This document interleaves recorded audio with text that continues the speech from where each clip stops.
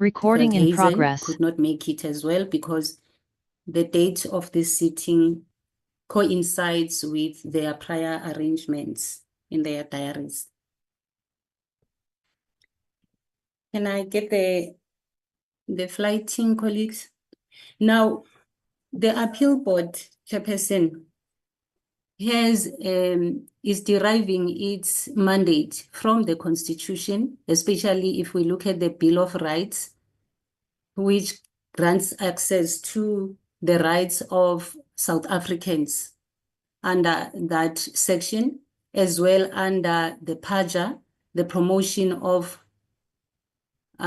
justice, as well as Act 18 of 2011, the Military Veterans Act. That is where we derive our mandate. When it comes to our roles and responsibilities, the appeal board, can we go to roles and responsibilities there? The appeal board has a mandate, as I have explained, to actually effect Chapter 5 of the Act, which grants benefits to deserving military veterans.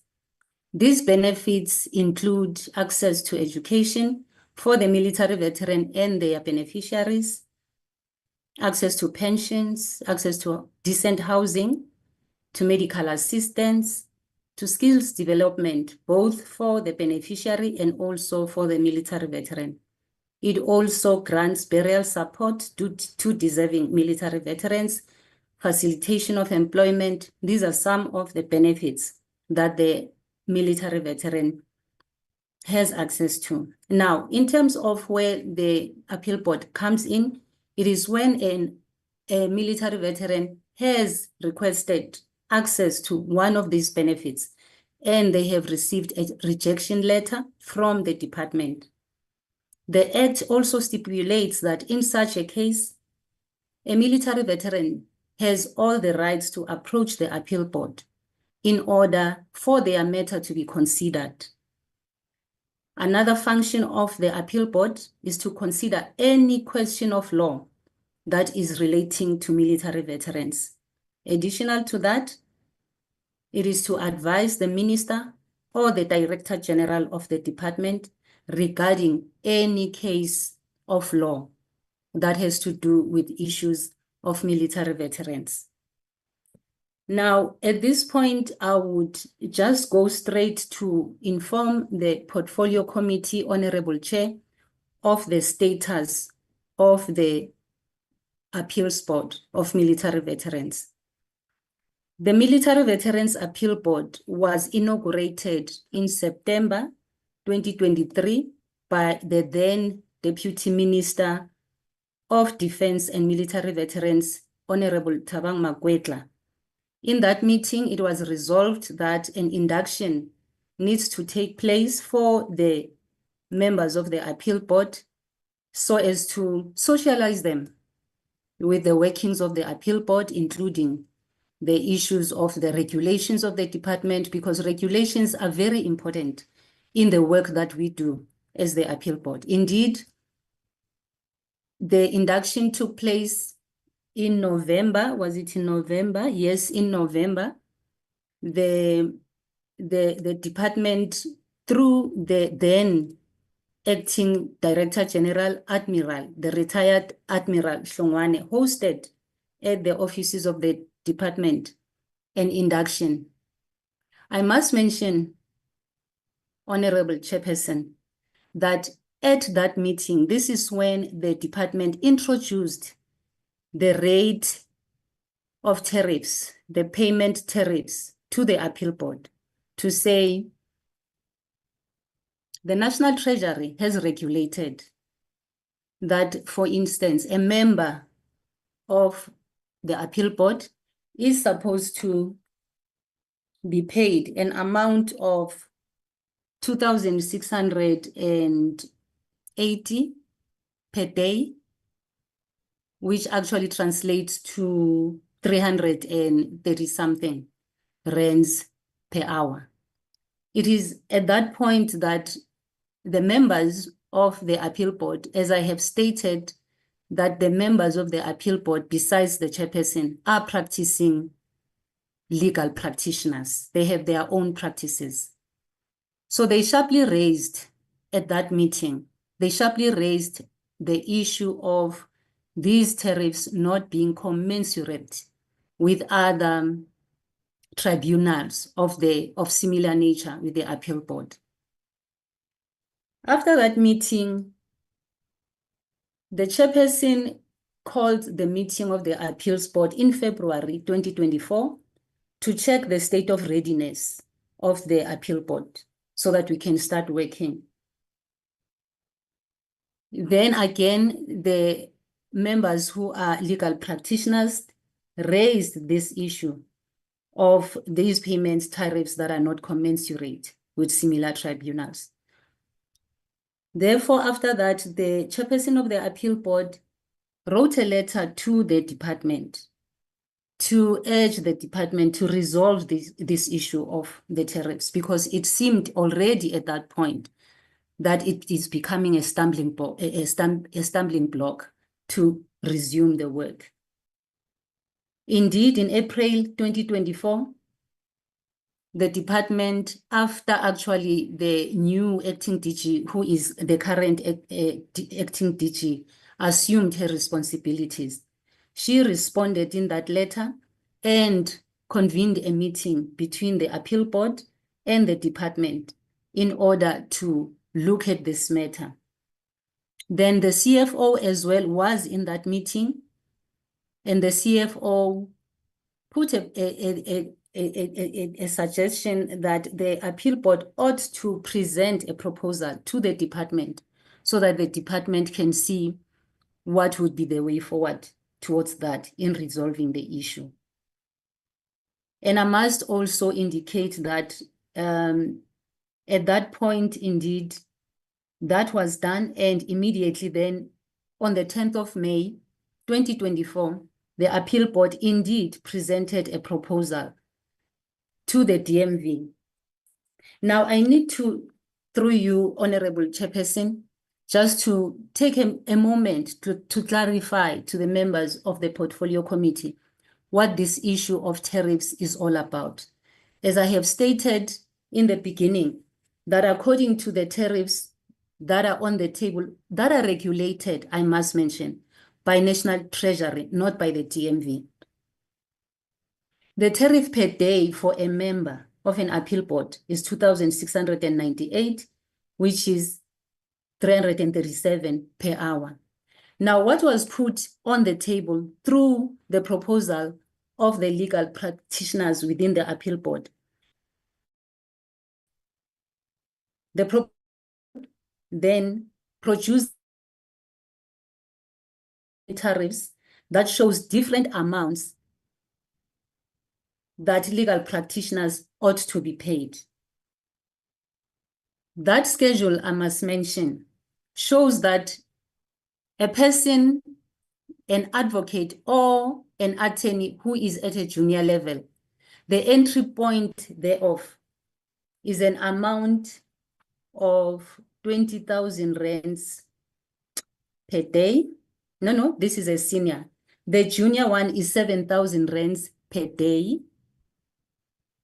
And the senior entry point of an attorney and of an advocate is 20,000 rands per day, which actually means it's 2,000 rands per hour. Now, the honorable members can already see that there is a big difference between what National Treasury has put in place and what the legal practitioners in their own field are being compensated. Now, the department later, during the process as we're inquiring what the resolution of the matter was, the acting DG did indicate at that point that they are in the process of trying to see what is the best solution to this matter. After that, I must mention that in July, after the new minister took over her portfolio. Myself, as the chairperson of the appeal board, I wrote a letter to the minister, yes, congratulating her, but most of all, to request for a meet and greet with the intention to actually just introduce the appeal board and inform the minister of what we are about, the challenges that we have, and all that. Indeed, in August, the minister did create space for the appeal board to come and present. In that meeting, the appeal board introduced itself and, most of all, highlighted sharply the issue of the tariffs that were still not resolved, and also clarified everything in that space. Number two, the appeal board also stressed to the minister the need to appoint a secretariat, because at that point, people who were working for the secretariat, which were carried over from the previous appeal board, I must mention also through you, Honorable Chairperson, that I was also a member of the previous appeal board. Excuse me, of the previous appeal board. So the members now in this new appeal board who were serving as a secretariat were no longer available. So I also pointed out to the minister the very importance of appointing the secretariat, because the secretariat is the backbone of the appeals board. The appeal board would never be able to function without a very strong and efficient secretariat. I also highlighted to the minister that the appeal board at that point did not have the office space to work from. I must mention here that the acting DG, as a stopgap measure, had created space in the building for the appeal board to be able to use a boardroom, which also had an extension of a room, you know, where the appellants could be able to be interviewed from, or as a waiting room for the appellants. But of course, this is not an ideal situation, because what is ideal is that the appeal board should be as detached as possible from the appeal board, from the DMV, excuse me. Now, can we just go to the slide where after the minister had taken over?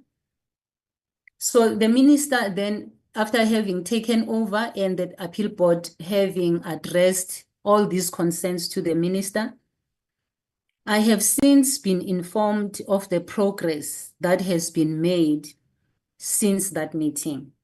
I have been informed that letters have already been sent to individual members of the AB, those who have an issue with the tariff, to either accept the regulated tariffs from National Treasury or to not accept that. And I have also been informed that the minister has actually given approval for call for nomination, so that already I have stated there that one member has since resigned. And in any case, there was an error in appointing 4 member persons to the appeal board, because the Act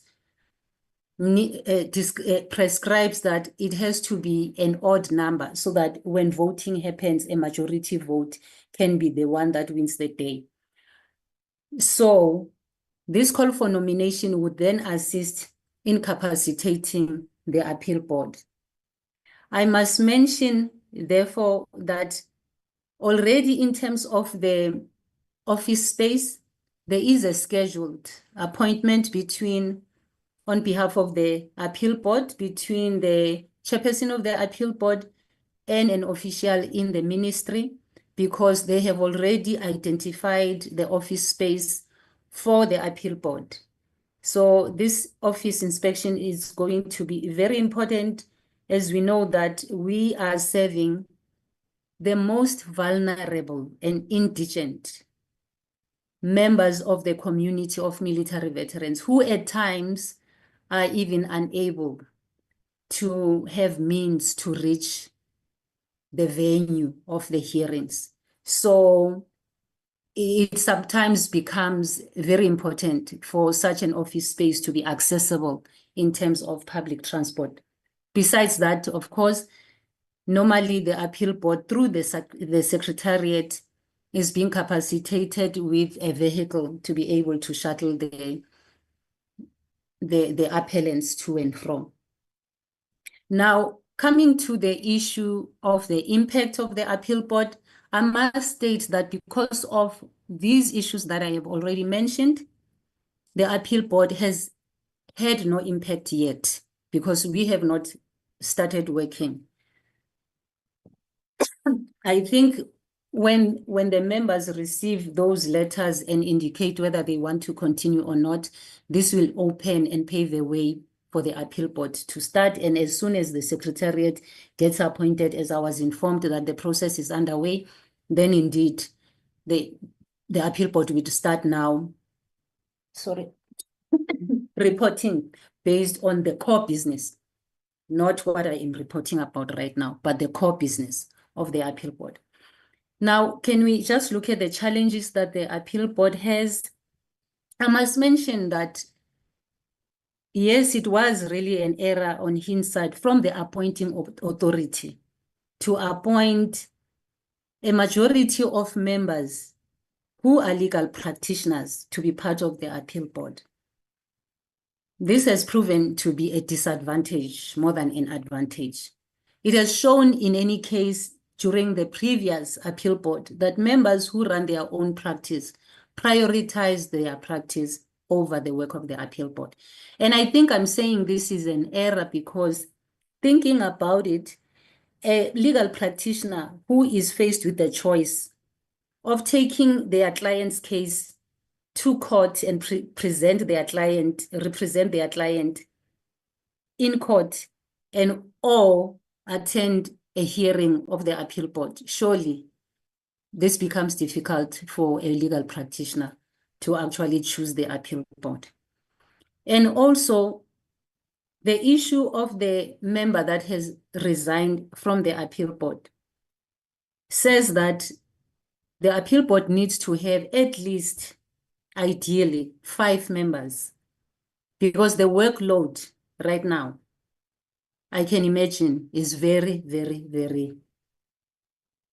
it's too much at the moment. So it will be good to have a 5-member appeal board so that we cover the backlog.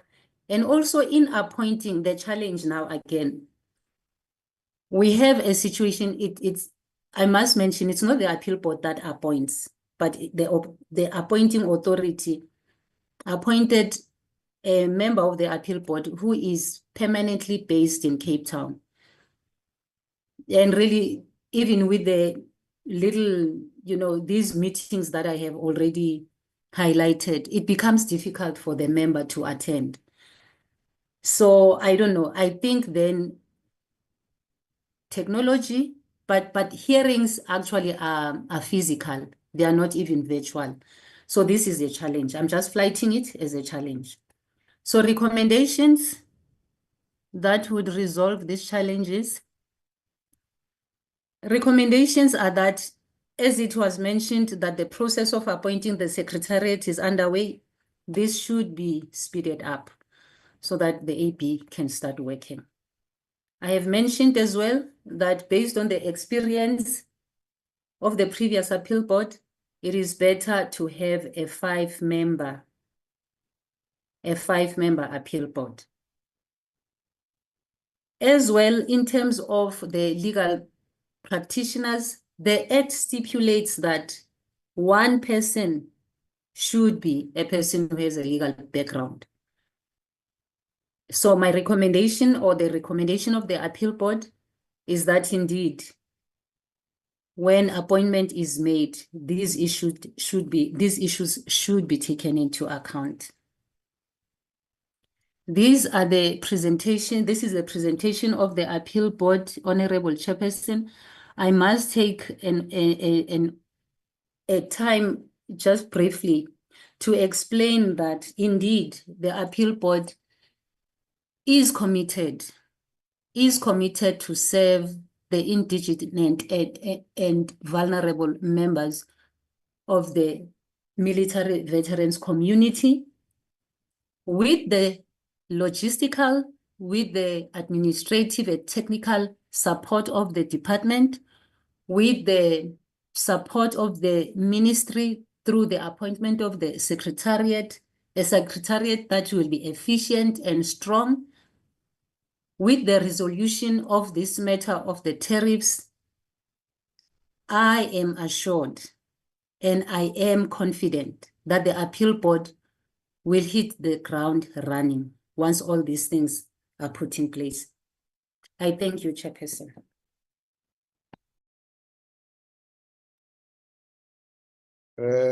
Thank you very much. Let's welcome the presentation from the appeals board. What I'll do, because the matters are not related, I would request that members ask questions on the appeals board. Then we can move to military health services thereafter. I would like to open for members to raise questions with the appeals board so that we deal with this matter separately, then move to military health services. I see the hand of Honorable Niehaus, Honorable Hatting, Honorable Mutambi, Honorable Sokanyile, in that order. Thank you. We can proceed. Thank you, Honorable Chair, and thanks for the presentation that we have received, although I must say that I'm totally, utterly unimpressed with this presentation. Chair, evidently, we do not have a military veterans appeal board. The only thing we have are some intentions, and evidently the Department of Military Veterans is not taking seriously this Military Veterans Appeal Board. It was started in September 2023, and now we are in March 2025, and we have to hear that there's no secretariat. We have to receive from the chair a long story about the rates of legal practitioners. The first question I have to ask the chair is, but surely every one of these legal practitioners who made themselves available to serve on the board knew exactly what the conditions are under which they're going to serve. And one finds it astonishing that under those circumstances, if they found the rates that they were going to be paid unacceptable, that they then accepted nomination to serve on the Military Veterans Appeal Board. One cannot but left with a bitter taste in the mouth that they joined and then subsequently decided now to lobby for higher rates because they want to make money.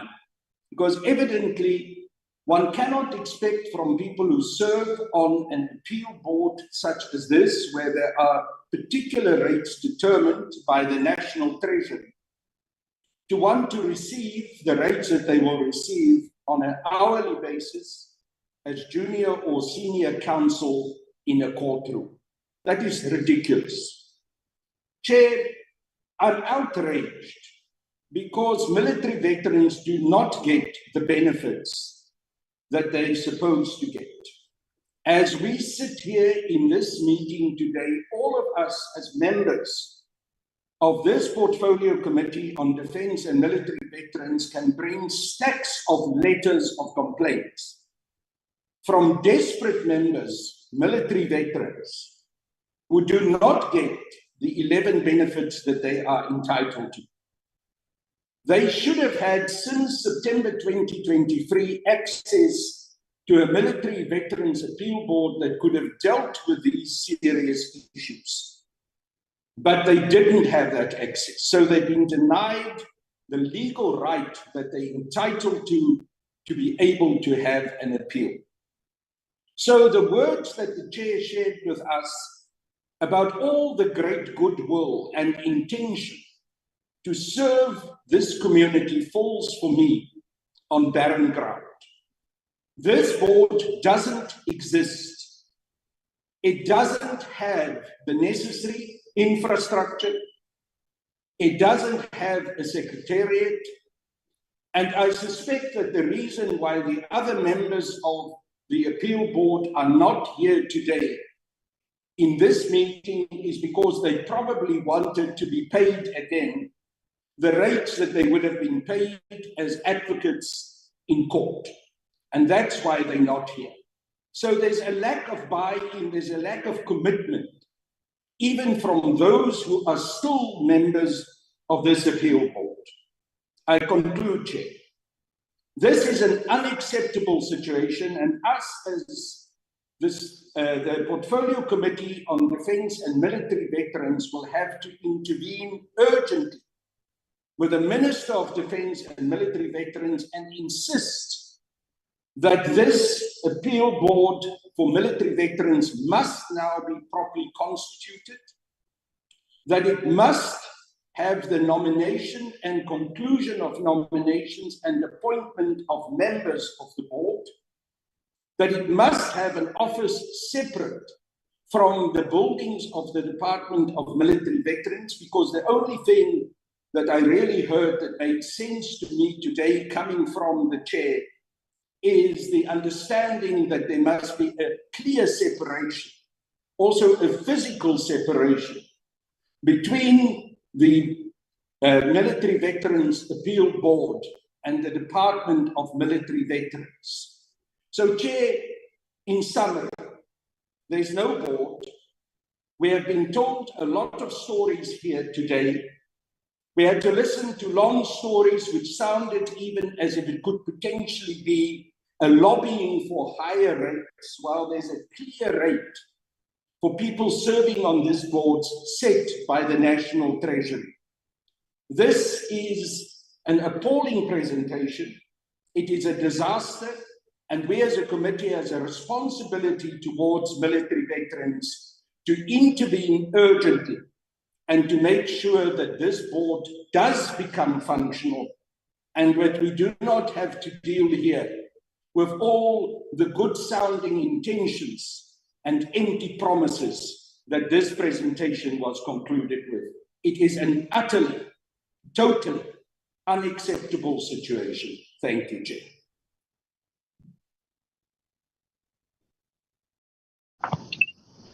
Honorable Ate. Thank you, Chair. Can you hear me? Chair, can you hear me? Hello? Yes, we can hear you. Oh, thank you for that comment. Yes, you are audible. Thank you, I got that. Thank you. Chair, yes. Thank you. I think there are many of our military veterans out there that actually look forward to this presentation today. Those members that are basing their hopes, their livelihood on an appeal being heard by what they believe is in existence, an appeals board. I think this must be a very big disappointment for them.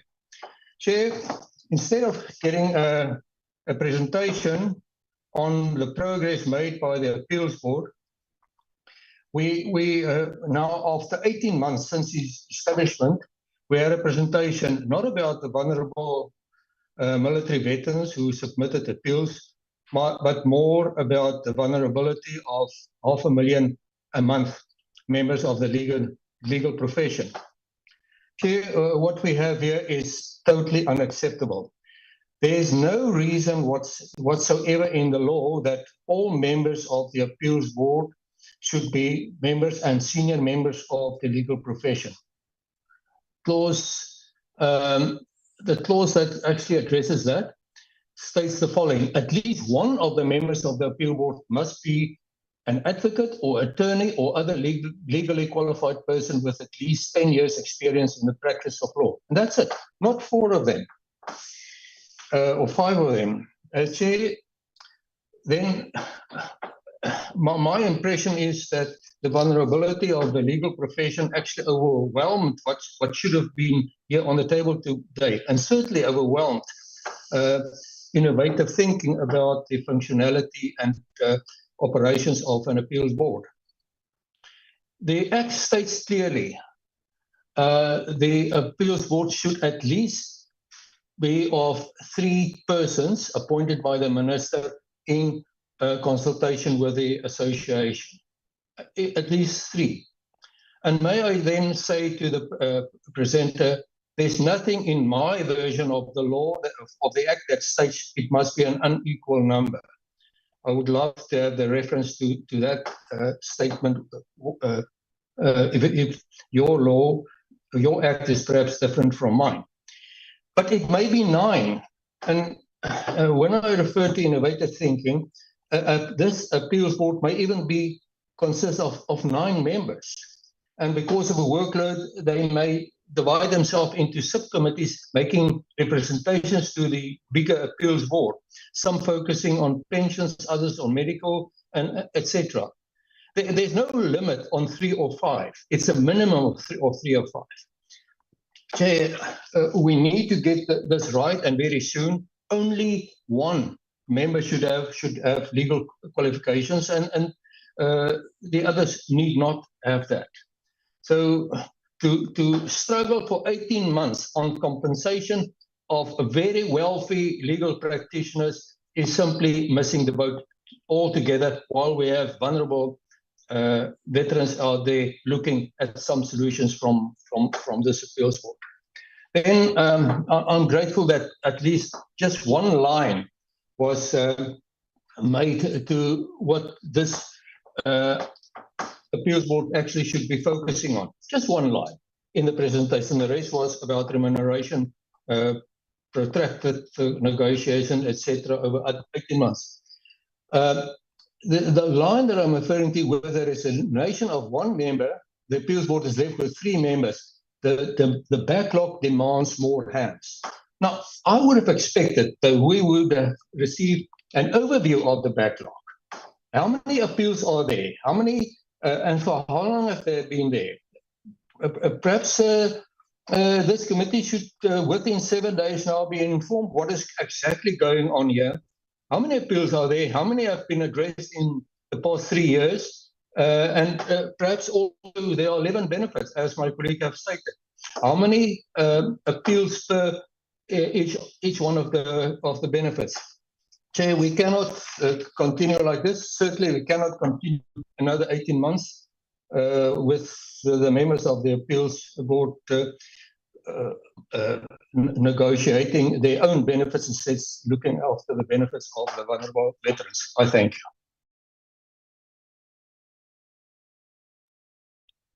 Honorable Mutambi, followed by Honorable Sokanyile. Thank you, Chair. Thank you for the opportunity. I want to join the other colleagues who have spoken before me. I think this is a disappointing state of affairs, Chair. Especially this board is not appearing before the committee for the first time. And in essence, it says, if you check on the last part, to say we are seated with the dysfunctional appeal board. Seemingly, we should be very worried and concerned about this, Chair, because really we are dealing with the most vulnerable military veterans and their dependents. And then also then we find a situation like this. I'm looking at the presentation, Chair. I think the issue of the law and the function, we all know what is it supposed to do, because the Military Veterans Act is very clear what needs to happen. Also anchoring the sentiments of Honorable Hatting that has just spoke before me. I'm very much worried in relation to the presentation when it relates to the issue of the majority. And then the issues that are written here, because really they are contrary to what the law provides. On the number issue, when it talks about majority, as Honorable Ating has said, even 3 members, majority of 3 becomes 2. So I don't know what does that mean. And then the other issue to say lawyers. We see, because the act is very clear in terms of the tariffs, as Honorable Nias says, to say, this is how we are going to be paid in terms of Section 14 of the Military Veterans Act. That says this will be paid as determined by the minister in consultation with the Minister of Finance.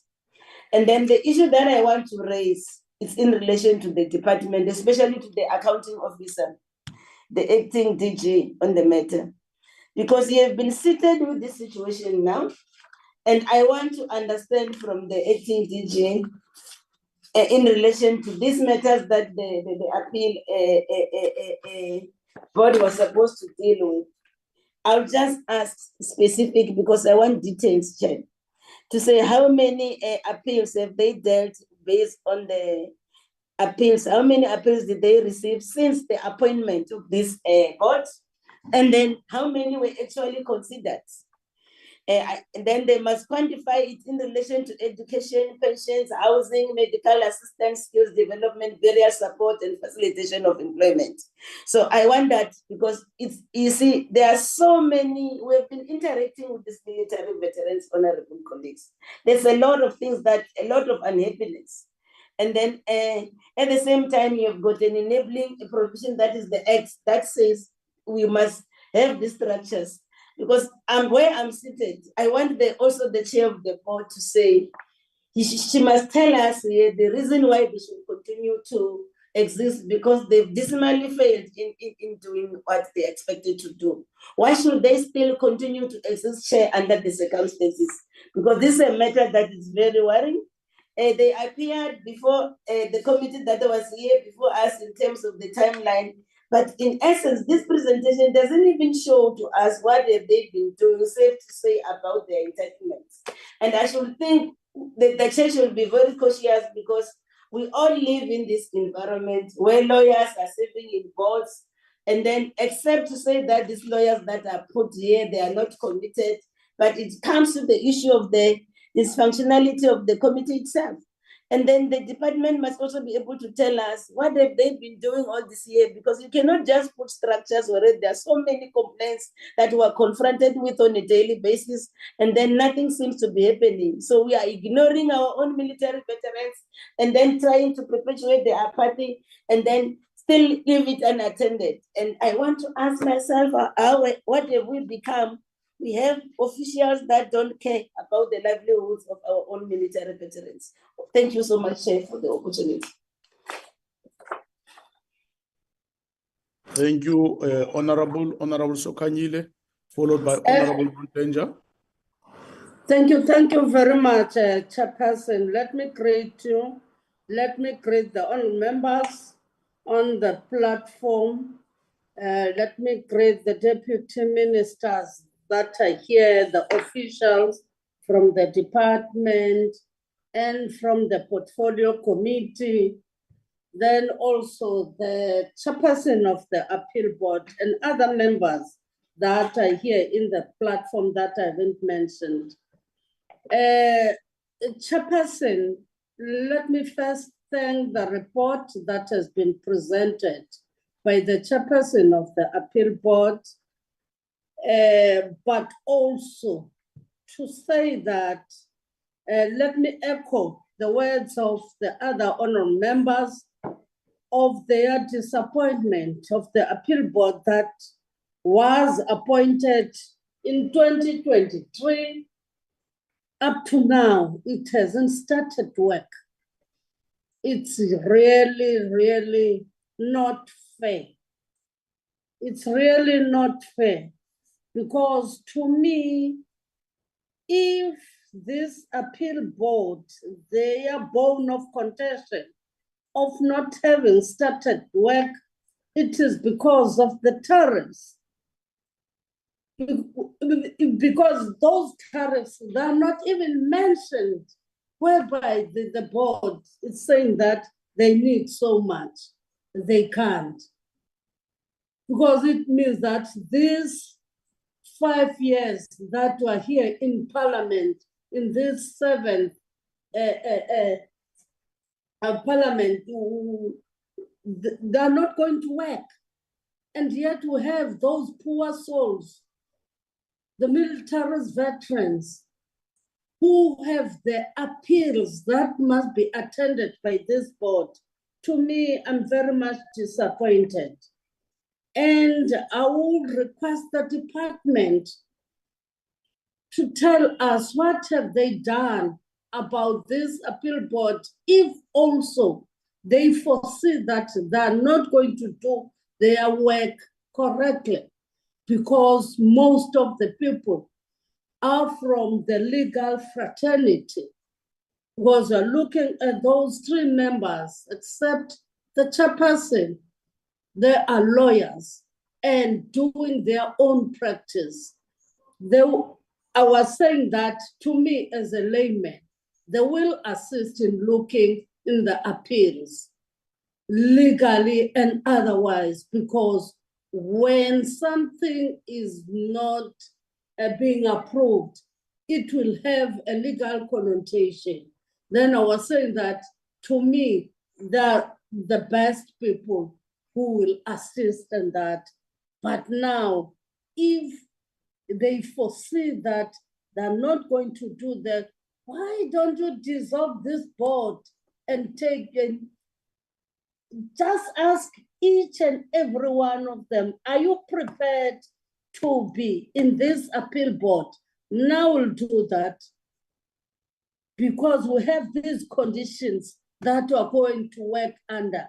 If you are not prepared to take that, it's better a person to resign and allow another person to enter. Otherwise, to me, it's too much of a board that has not started work, having to wait for these tariffs to be agreed upon. And the tariffs that they want from their own making, not looking at others, and not looking that this appeal board is for what? No, we cannot allow it. Something must be done. A report, chairperson of another, what is happening about this appeal board, we must be given that, especially in the next meeting that we're going to sit. We cannot wait for an appeal board that is looking at tariffs for a long time. They've been inducted in doing their work, but they've folded their arms. No, to me, I'm not happy about that. The department must do something. We cannot wait for an appeal. We can wait for 5 years, and then other monies will be spent without a job being done. Thank you, Chairperson. Thank you very much, Honorable Nontenja. Over to you. Thank you, Chairperson, and thanks to the Chairperson and colleagues, the DM, and everyone on the platform. Chairperson, my view is that maybe the Chairperson of the board sent a wrong report to us, because it tells us nothing that we would like to hear. We are interested in saying how many cases they received. And especially when you consider that the board chairperson says she was in the previous board as well. So we should be getting a report that says how many cases were submitted to them, how many were dealt with. And we can't be talking tariffs, and it's not for us to decide on those tariffs. And Chair, my question goes to the acting DG to say, are there any monies paid to this board over the 18 months that they've been in place?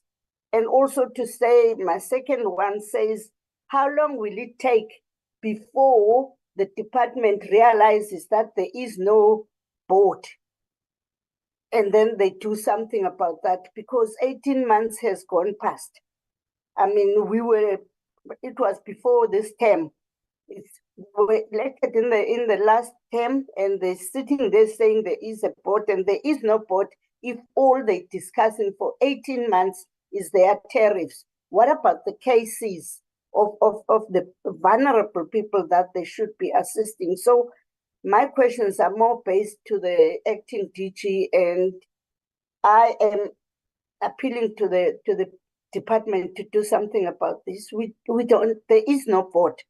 Otherwise, we would be getting reports that talks to the cases. Thank you,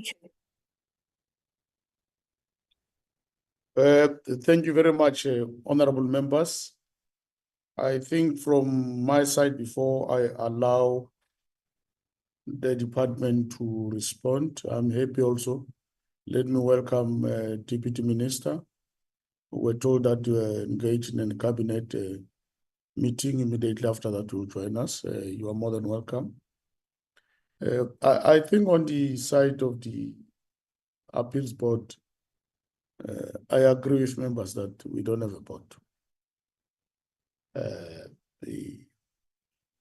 The issue of the tariff is neither here nor there, because tariffs are prescribed in the case of public service by National Treasury, but even in private, tariffs are prescribed by the Legal Practice Council, and the amount that the chairperson of the appeals board said these members wants of the appeals board because of their legal practice, it's also way out and very high, because I'm sitting with the tariff structure from the Legal Practice Council.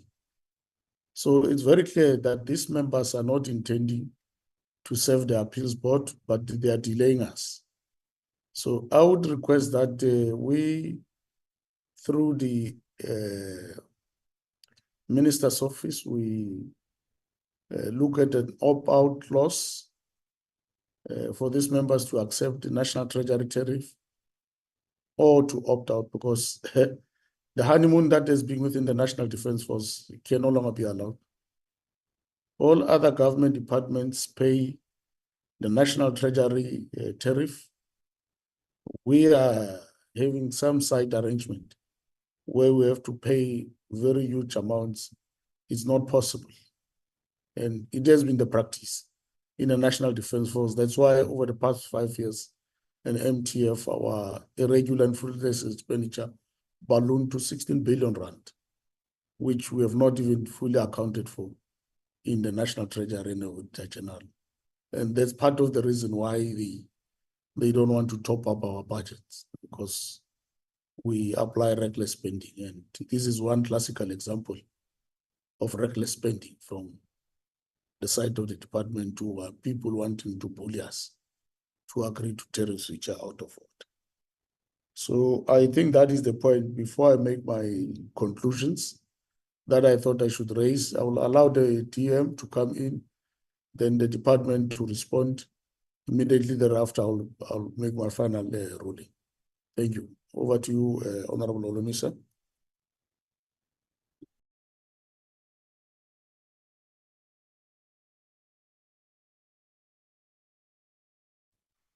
Thank you, Chairperson. Thank you very much, Honorable DM Mukungo. Let me also welcome you. Let me also welcome you. You are welcome. You are allowed to respond. Over to you. Thank you, Chairperson. I must say that today's presentation is also in a form of introduction of the board. I must say that I share the same sentiment with you, but remember at the same time, we have not had an opportunity to sit with the board until 2 days ago. It was for the first time that we were able to have a discussion with them or an engagement. I would appeal that as much as there are a lot of challenges, as you can see, that we allowed more time to engage with them and also deal with the issues that you have raised, of which I've already said that we share the same sentiment. Sorry, Chair. Chairperson. Honorable Whip, Honorable DM. Sorry Okay, let's to allow the Whip. Sorry to distract your meeting. You know, I'm not happy about what the Deputy Minister is saying. To say to us as the Portfolio Committee, they only sat with the board 2 days ago for them to become aware of the issues that are being raised here. It's better he withdraw that and just respond to these issues that were said, because to me will say they met with them because a report was going to be given to the Portfolio Committee, because we're not appointed now as the members who are here now. So I'm requesting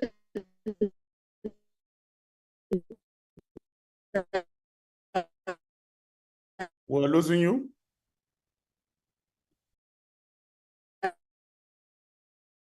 because we're not happy about the performance of the military veteran. Thank you. Thank you very much, Whip.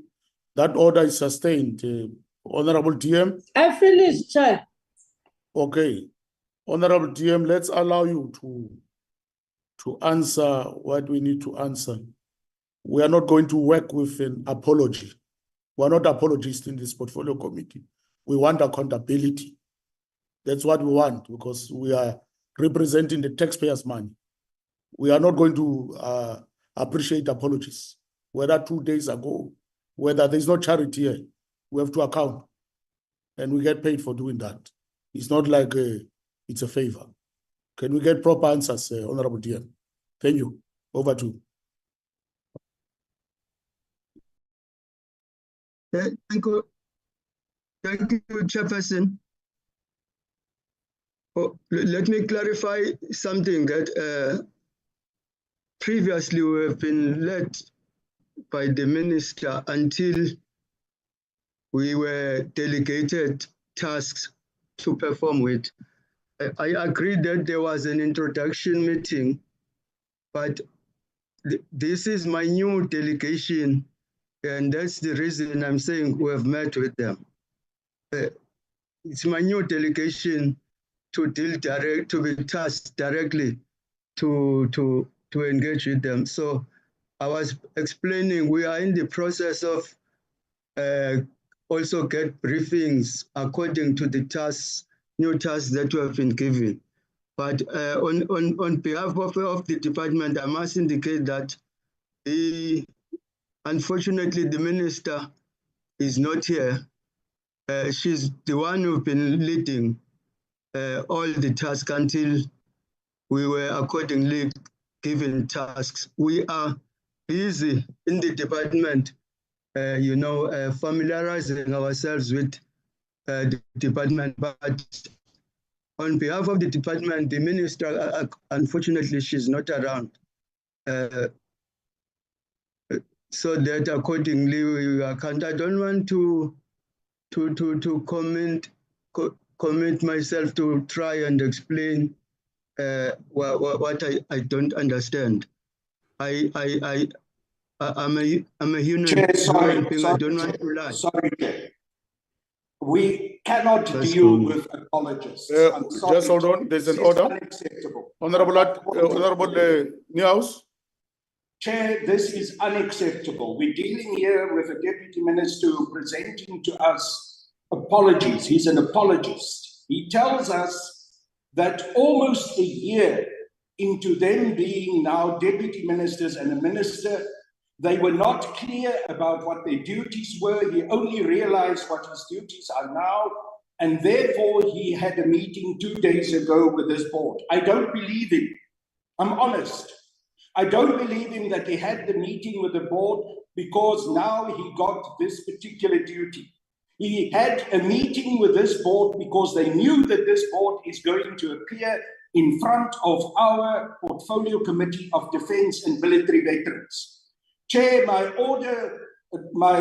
point of order is, please tell the Deputy Minister to get out of this discussion now before he embarrasses himself further. We don't need apologists. Let us hear from what the chair has to say, if she has got anything more to say, and let us then move on with a clear proposal on how this committee will do the job and intervene if the Deputy Minister and the Minister and the Department of Military Veterans are incapable of doing their job. Once we've heard the response from the chair, not from this Deputy Minister who's just apologizing and who's rationalizing the unacceptable, I will then want to come in with a clear proposal on how we deal with this matter on a basis of urgency. But please, Chair, ask the Deputy Minister to stop embarrassing himself and to get out of this discussion now before he creates even more unhappiness. Thank you. Okay.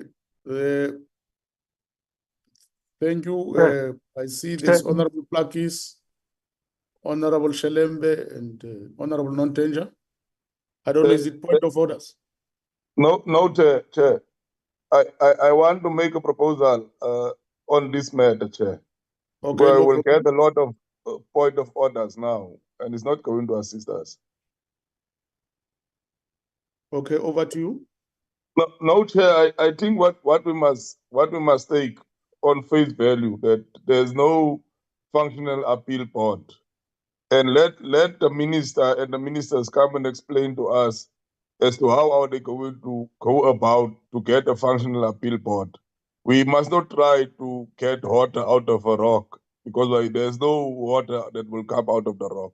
Yeah, there's a clear presentation. There's no functional appeal board for military veterans. And because of the urgency of this matter, let us get proposals on timelines and when they will get their house in order as a Department of Military Veterans. We don't have to try to get answers. There's no answers that we will get in this meeting.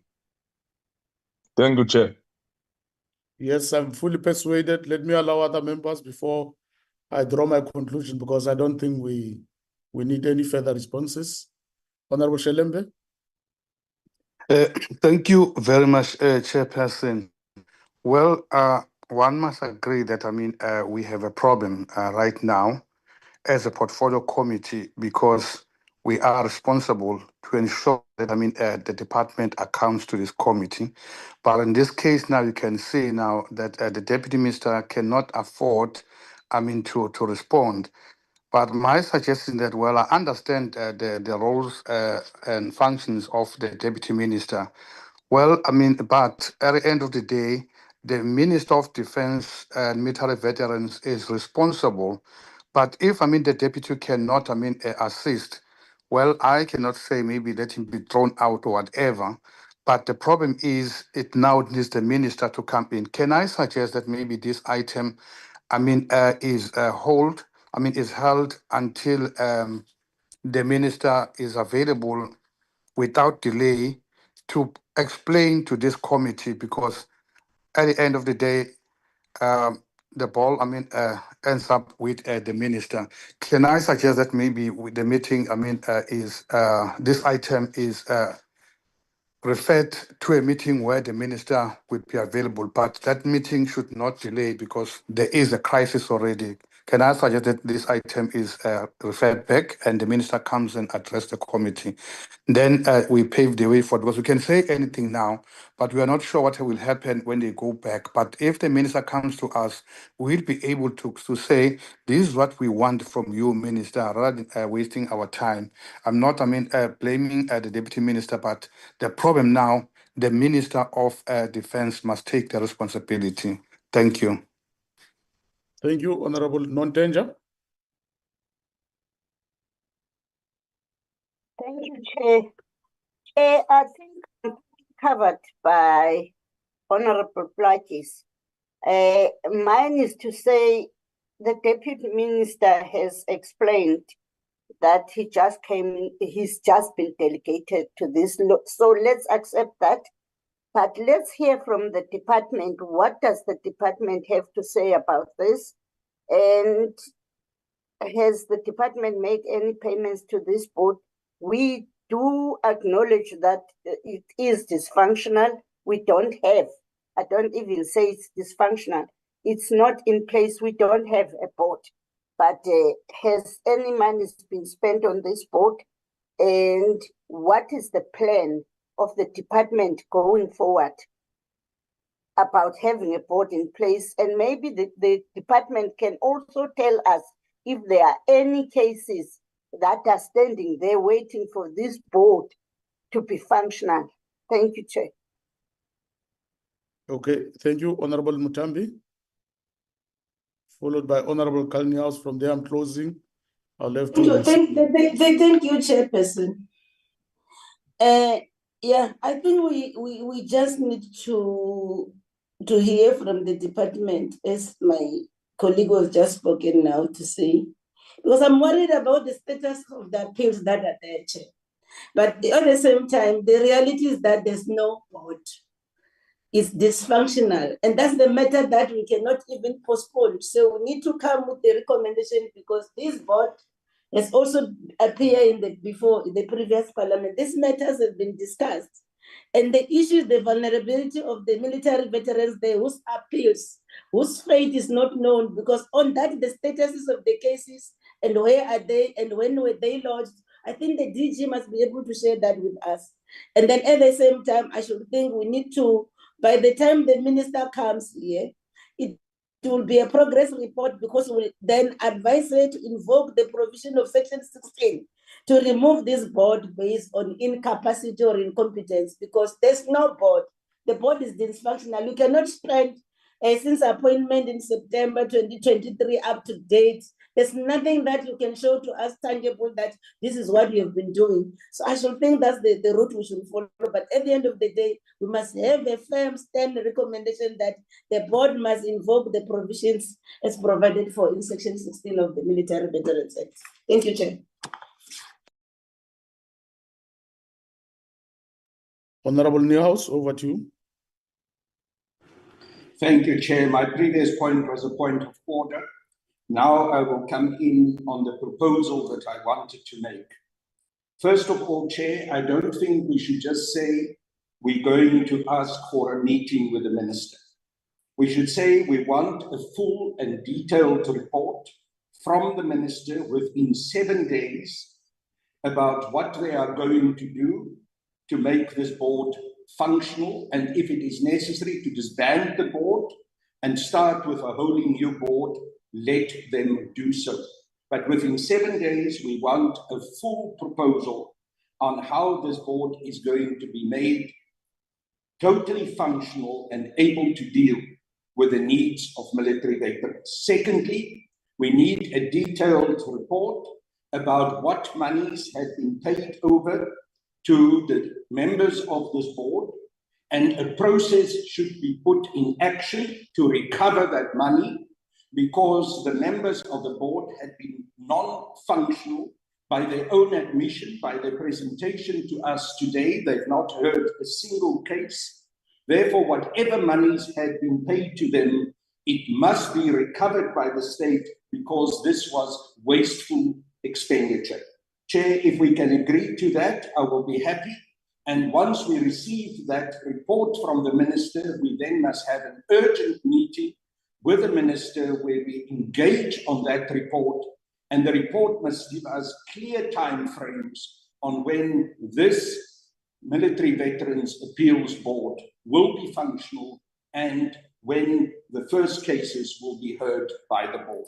This is absolutely essential. We cannot have an open-ended arrangement just to have a meeting with the minister. It must be within the context of timeframes, and the first timeframe, the first target date that we must give ourselves is a full detailed report by the minister within 7 days, and a meeting that then follows on the basis of that detailed report. Thank you, Chair.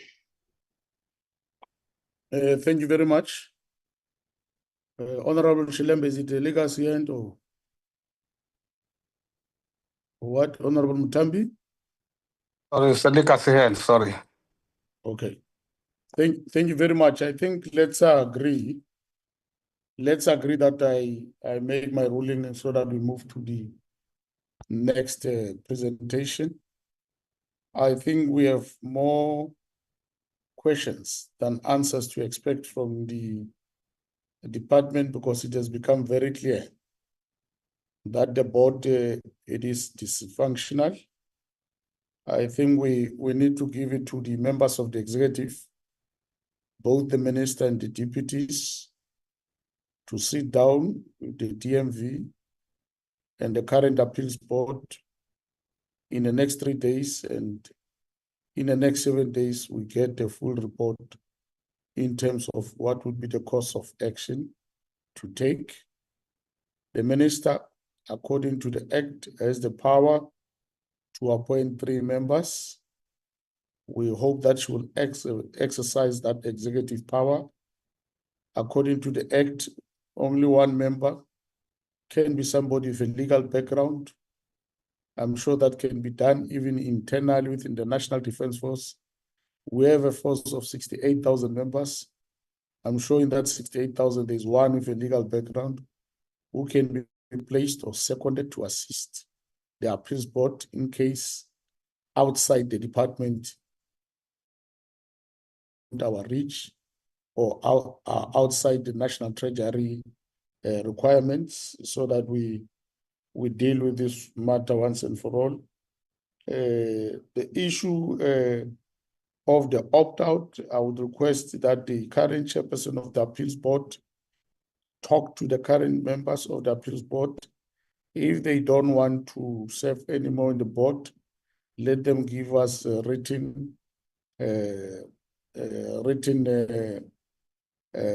confirmation that they are no longer interested in serving the board, because we can't go outside the National Treasury tariff, and we can also go outside the Legal Practice Council tariff of the Law Society, because the tariff they want, they are still exorbitant. They're outside the Legal Practice Council. We don't want to report them so that they lose their licenses.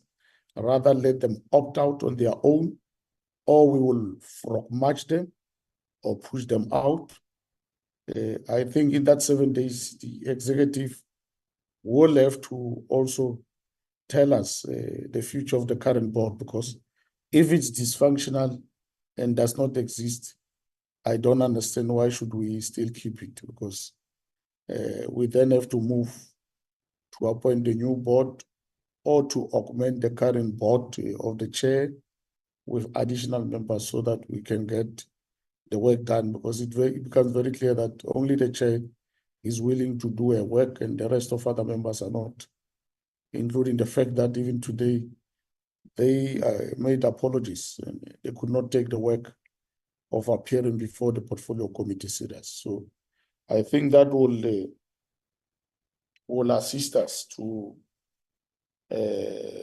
get what happened. And also the executive on its meeting with the appeals board and the DMV will also have to tell us the cost that is one towards the board for being non-dysfunctional, but being paid, because that is taxpayers' money. We can't leave it to chance. As this oversight portfolio committee, we are responsible to protect the taxpayers' money against yourselves, against your greed or your selfishness. So that is part of our responsibility.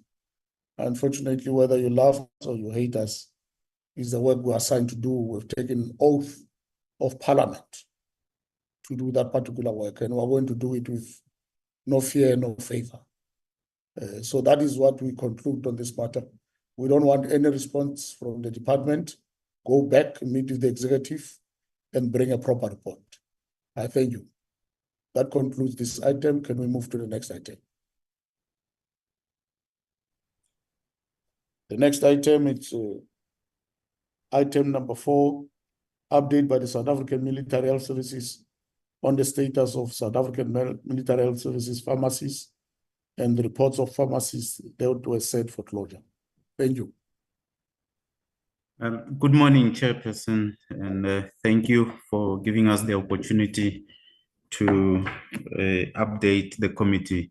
Let me take this opportunity to acknowledge the presence of the 2 deputy ministers and all members of the portfolio committee. May the host please give me the opportunity to be the co-host so I can load the presentation, please. Thank you. You are the co-host. Okay, I'm going to load.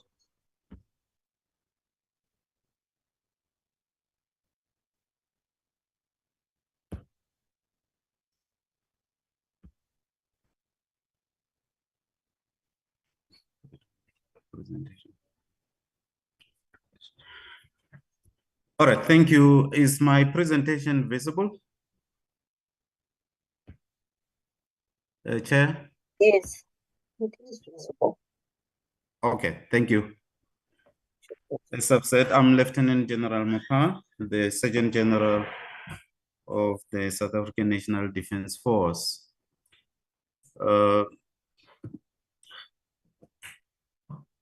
I would like to provide a background before I start with my presentation in terms of what happened and why this matter came to your attention. Last year in February, the Pharmacy Council decided to establish group ownership with regards to pharmacies around the country. In other words, if we give an example, with Discam, they would appoint one person to be responsible for all Discam pharmacies around the country. And that person is responsible for ensuring that all the registered pharmacies comply with their requirements. In our case, the director of pharmacy was appointed as the person responsible for all the pharmacies and pharmaceutical facilities in the SAMs. And whenever there is an issue with a particular pharmacy or pharmaceutical facility, the director of pharmacy, together with the responsible pharmacy of that particular facility, will then account to the council. Now, when this matter was decided, somehow somebody decided to go to the newspapers and indicate and reported that the pharmacies of the Defence Force are non-compliant and therefore all of them should be closed. I'm stating this so that we can be clear that the rumor that the pharmacies will be closed did not come from the Pharmacy Council. It was somebody we don't know from where who went to the newspapers and did this. However, the Pharmacy Council are responsible for statutory compliance of all pharmaceutical facilities in the country. And in doing so, each pharmacy must be registered with a particular responsible person who will account for that pharmacy. And the Pharmaceutical Council, once they've registered that pharmacy, they grade the pharmacy in terms of certain factors that must be in place for each and every pharmaceutical facility to comply. They look at the facility as well as ensuring that the adequate human resources to run that pharmacy are in place.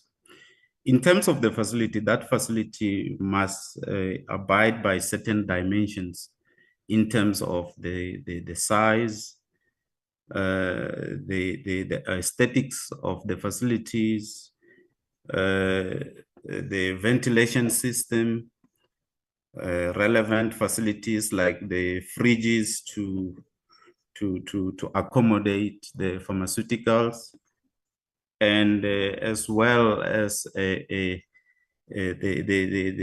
packaging of whatever is being dispensed in that facility. And I've already mentioned the issue of the necessary human resources, that is in terms of administration and ensuring that necessary activities that runs in a pharmacy are complied with. Now, historically, the South African National Defence Force, let me say, they were not really required, that is prior 1994, to comply with the relevant statutory requirement. But since 1994, we have been required to do this. And you will note that all our facilities, majority of them, except a few, were built prior 1995, and therefore may not have complied with the requirements by the Pharmaceutical Council. Now, we are short in certain areas in this regard. Now, with regards to personnel, the National Defence Force, like any other government department, through a fiscal control by Treasury, in line with the budget of the department, we are required to function within a certain ceiling with regards to compensation of employee. This necessitated that the SAMs, instead of employing the numbers that are authorized with regards to the structure, the SAMs, the approved structure of the SAMs is at the moment around 10,600 posts that are supposed to be in the SAMs. However, due to us not complying with the ceiling as stipulated by Treasury, we are now running at around 6,700 employees that are actively employed. And this has got an impact in terms of the number of healthcare professionals that we appoint within the SAMs, and therefore we are found to be short in most areas. Now, that is the background that I would like all of us to bear in mind when I go on with the presentation. I believe that the Word document has been sent through and members may have read through this. Now, as I've said, my aim is to update the Portfolio Committee on Defense and Military Veterans on the status of the pharmaceutical facilities in the DoD. This will be my scope. Now, the SAMS has got these facilities, pharmaceutical facilities throughout the country. We have pharmacies. A pharmacy is a healthcare facility that provides medications and health advice to the community that it serves. And then we have a dispensary. A dispensary is a place where medicines or medical pharmaceuticals are dispensed. That is, they are given over to the patient. What is required here is that a dispensary must at least be managed by a pharmacist assistant if you do not have a pharmacist. This is according to the requirements of the Pharmaceutical Council. And then we have what we call a medicine room, which is a place where medications are prepared, stored, and dispensed by a licensed dispenser. Now, a licensed dispenser could be a doctor. For instance, in a private practice, doctors do dispense their medication to their patient. However, they must be licensed by the Pharmacy Council, or by nurses, where primary healthcare nurses provide these services. A nurse and who is licensed by the Pharmacy Council can then dispense the medications or pharmaceuticals. Now, when the matter went into the newspapers, as the SAMS, we decided to say to the Director of Pharmacy, please go around the country and confirm if indeed what the newspapers are saying is the truth. And after inspection of all our pharmaceuticals facilities, the director of pharmacies confirmed that we've got 42 pharmacies around the country. 33 of them are compliant and 9 are not compliant as per the non-negotiables that I will discuss later. And then he confirmed that we've got 15 dispensaries. Of those, only 2 are compliant and 13 of them are non-compliant. And we have 7 medicine rooms, which all of them don't comply. Now, after the pharmaceutical facility has been registered, the Pharmacy Council will grade that pharmaceutical facility in the following grades, A, B, C, and D.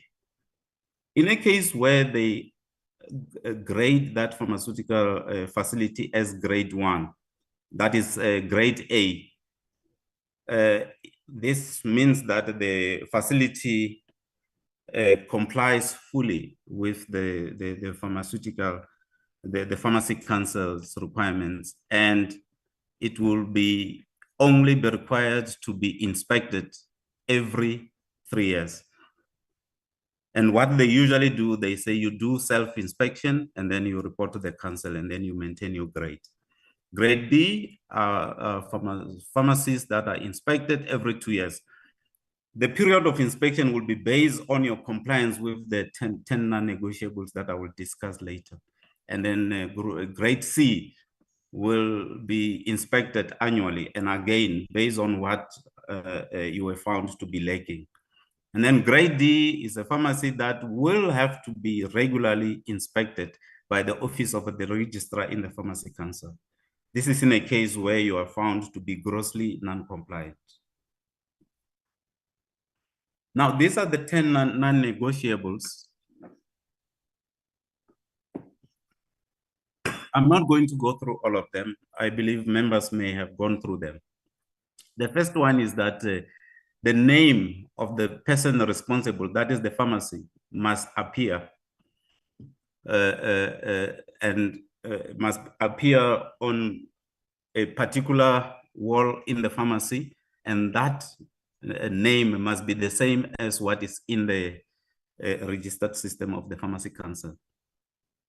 And then I'll go to bullet number 3, a valid original license issued by the Director General. This is the Director General of Health, or the registration certificates issued by the Pharmacy Council must be displayed visibly in the pharmacy for identification by public.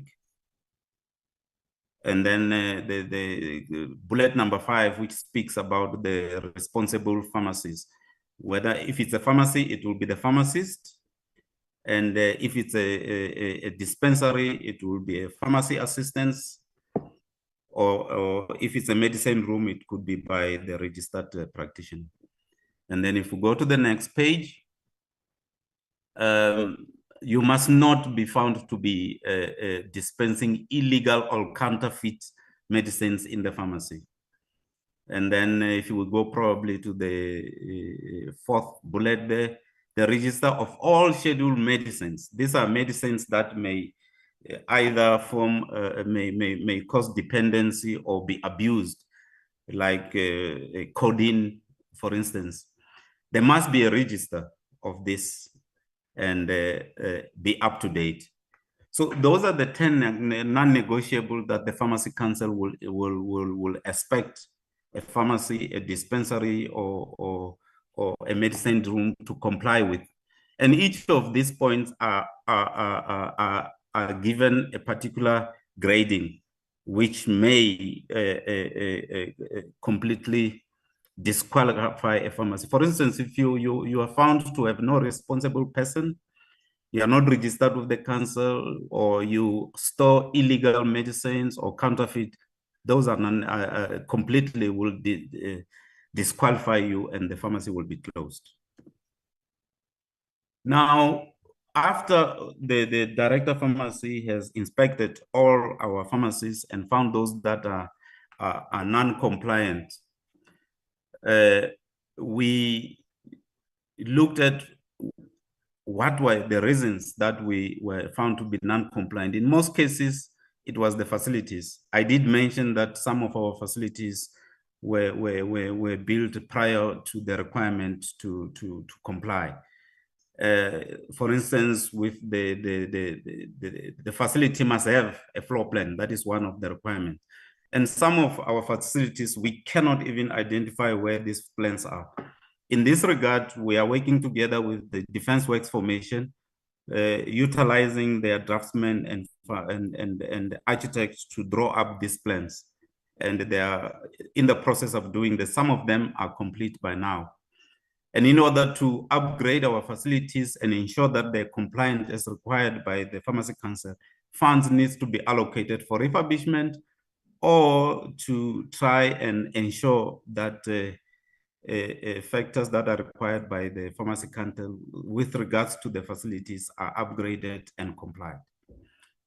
And in cases where we do not have the necessary qualified people, I must say here, which I forgot to mention earlier, that we managed to convince the Chief HR and the Defense Staff Council to allow us to activate about 2,000 posts within the SAMS, within the structure. In other words, we're not going to expand the structure, we will just need to activate the posts that were dormant.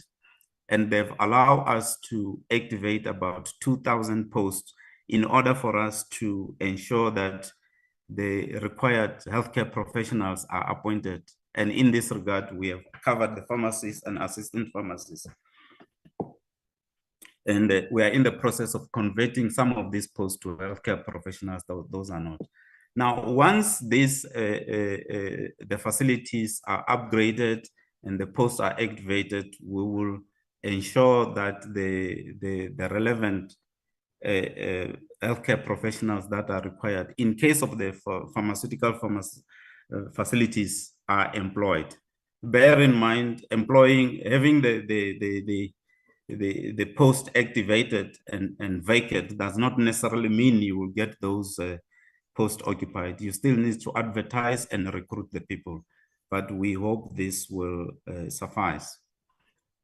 Now, after we have done our inspection, we presented our case to the Pharmacy Council, who have said to us, well, you go ahead and rectify the areas where you are deficient in order for us to be compliant.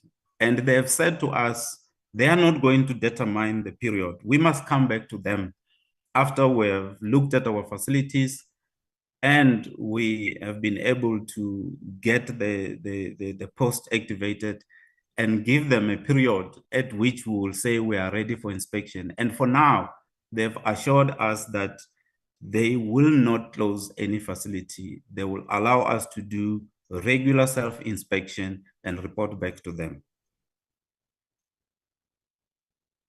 Now, this is my presentation and the position at which we are. And I will end here and allow any questions or clarification that is required. Chairperson, thank you. Thank you very much, Lieutenant General Mapa. Let's welcome the presentation.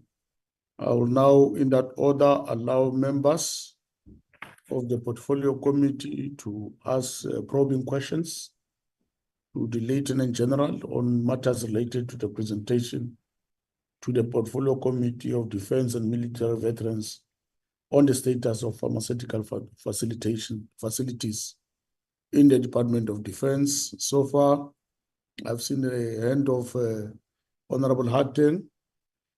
Honorable Harten will be followed by Honorable Niehaus. Honorable Niehaus will be followed by Honorable Non-Danger. In that order, while we are still waiting for other hands, Honorable Harten, I will ask that you lead us in this discussion as a professional also and a practitioner of a pharmacy for over 50 years. Over to you. Thank you, Chair. Perhaps let me then start off by saying the General is a bit critical of leaks into the media, but that is our democracy. And I must say, if the leaks were not committed into the media, we would not have had this discussion as well as the previous discussion. So, yeah, this comes with the territory. Getting down to specifics, Honourable Chair, in a letter signed by the General on the 21st of January, where we first discussed this matter, the General stated the following: out of the 84 registered facilities, 2 SAMHS dispensing facilities have been closed due to non-compliance with statutory regulations. However, in today's presentation, we, if we just look at the 84 facilities, 2 being closed, brings us down to 82. Today's presentation, we have 42 pharmacies, 15 dispensaries, and 7 medicine rooms. And if you add all of that up, it takes us then to 64. My question is, what happened to the other 18? Were they closed? Are they being downplayed? Why don't we have a report on the others? Or was your letter dated the 21st of January not accurate? Chair, and I just want to thank the General for the presentation, indicating that they are interacting with the Medicine Control Council and that things are being put right. But obviously, we cannot have a situation that 18 medicine dispensing facilities, pharmacies just disappear off the radar screen. I would like to get an accurate answer on that. Thank you. Thank you, Honorable Harte. Honorable Niels, followed by Honorable Non-Danger. Thank you, Honourable Chair, and I thank Lieutenant General Mapaha for the presentation. General, I think you appreciate that we were very concerned about the initial reports that came out about the non-compliance of pharmacies with regards to what is required regarding the law. And whether that was to be reported or, according to you, not to be reported is not the point. The point is that that reality existed and continues to exist. You admit that yourself, General, by admitting that you had to make an arrangement with the Pharmaceutical Council that at this stage they will not close any of the pharmacies or the dispensaries, but that you have a commitment to fix all the things that are wrong. Now, it seems to me that the Pharmaceutical Council has been extraordinarily lenient to you to say you can basically determine the period within which this is going to be done and you will report back to them. I honestly must say I would have preferred them to have given you a deadline, because otherwise it becomes once again the question of how long is a piece of string. But I hope, General, that in the context of wanting to do the right thing and providing the correct service, you can share with us in this committee what deadline you've given yourself in order to be able to comply with the law. I think this is absolutely critical. And in that context, General, can you also give us a breakdown of which of the pharmacies and dispensaries that you shared with us, which of the numbers fall within category A right through to category D? That breakdown will help us to understand exactly how serious the situation that we find ourselves are in, because my understanding is that as we cascade down the various categories, we get an indication of how badly mismanaged or how properly managed these various facilities are. And General, can you also indicate to us finally where you will make sure that you have In terms of the posts that are now being reactivated, you spoke about those dominant posts that you've agreed to reactivate. Where will you make sure that those that are being appointed are fully and properly trained pharmacists? And in what situations are you going to rely on pharmaceutical assistants rather than fully trained pharmacists? General, and then lastly, surely, even although you were faced with a situation that many of these facilities were built before it was required of you in terms of the law since 1994 to comply, whether you could not possibly already have done much more to get those floor plans done, because to say, look, we don't have the plans, of course, is not an answer.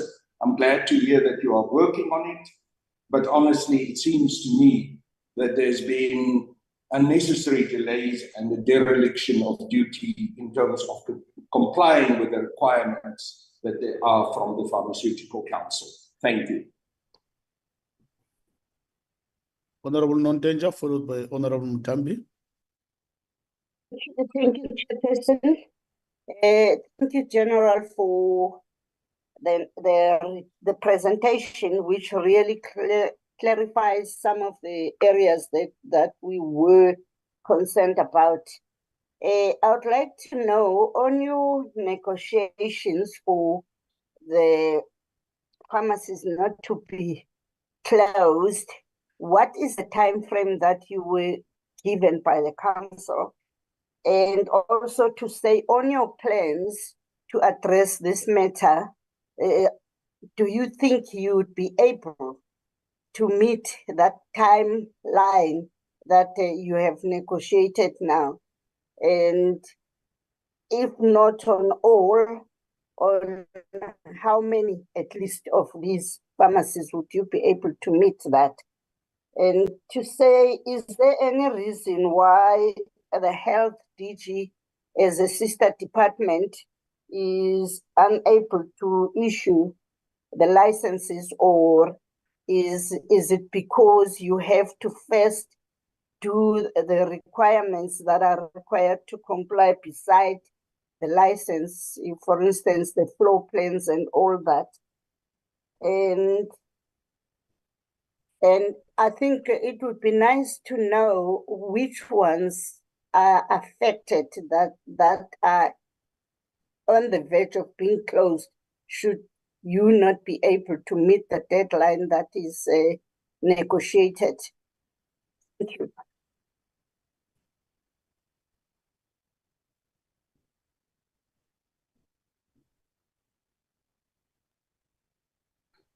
Thank you, Chairperson, for the opportunity. Okay. Thank you, Chair, for the opportunity. I think one will start by appreciating the information that has been provided to us, especially also the annexures. Then it also enables us to do proper oversight, and we must appreciate that, Chair. Then also zooming in the letter that was written to you, Chair, on the 21st of January, 2025. A copy was copied to you, Chair, for your information. This, in particular, paragraph 6 and 7, I think that's the crux of the matter that will make our pharmacists to comply. Then I'm reading it in line with the way forward. Chairperson, my apologies. I cannot hear Honorable Mutambi. Can you hear me now? Am I audible now? Yes, we can hear you. I'm not sure about the general. General, can you hear me? Oh, okay. Where did you miss me? Now, I think when you started to say you appreciate, if you can start from the beginning, ma'am, my apologies. Okay, yeah, I was still saying that we appreciate the documents, then it assists us to do proper oversight on the work that you do. But then also of concern is the letter that you wrote on the 21st of January, as alluded to by Honorable Latin. And then in relation to the way forward on your presentation on slide 9, it talks to those issues. Where you indicated this is what is going to happen. You're going to appoint architects, finances to be allocated, and training, and all those things that has to end on page 10. Then at the same time, there's a commitment that you will all the facilities will have been registered by the end of 2025. But I should think also this is also dependent on these issues that you have raised with regard to the appointment of architects, the finances to be allocated, also the issue of additional personnel and the rest. So I'm interested to say, do you have the monies to deal with this now? Out of the allocations that has been made recently, we'll be able to find money somewhere to make sure that all these things happen, because you need to be found complying. We must at all costs avoid a situation wherein all your licenses will be revoked by the pharmacy council. So I wanted to understand whether there are the requisite resources that will be able to enable you to deliver on all these items that you have raised on page 9 and 10. Yeah, that's the issue that one wants to get clarity from you, so that you make sure that then the pharmacists are compliant. Thank you, Chair. Thank you very much, Honorable Diale.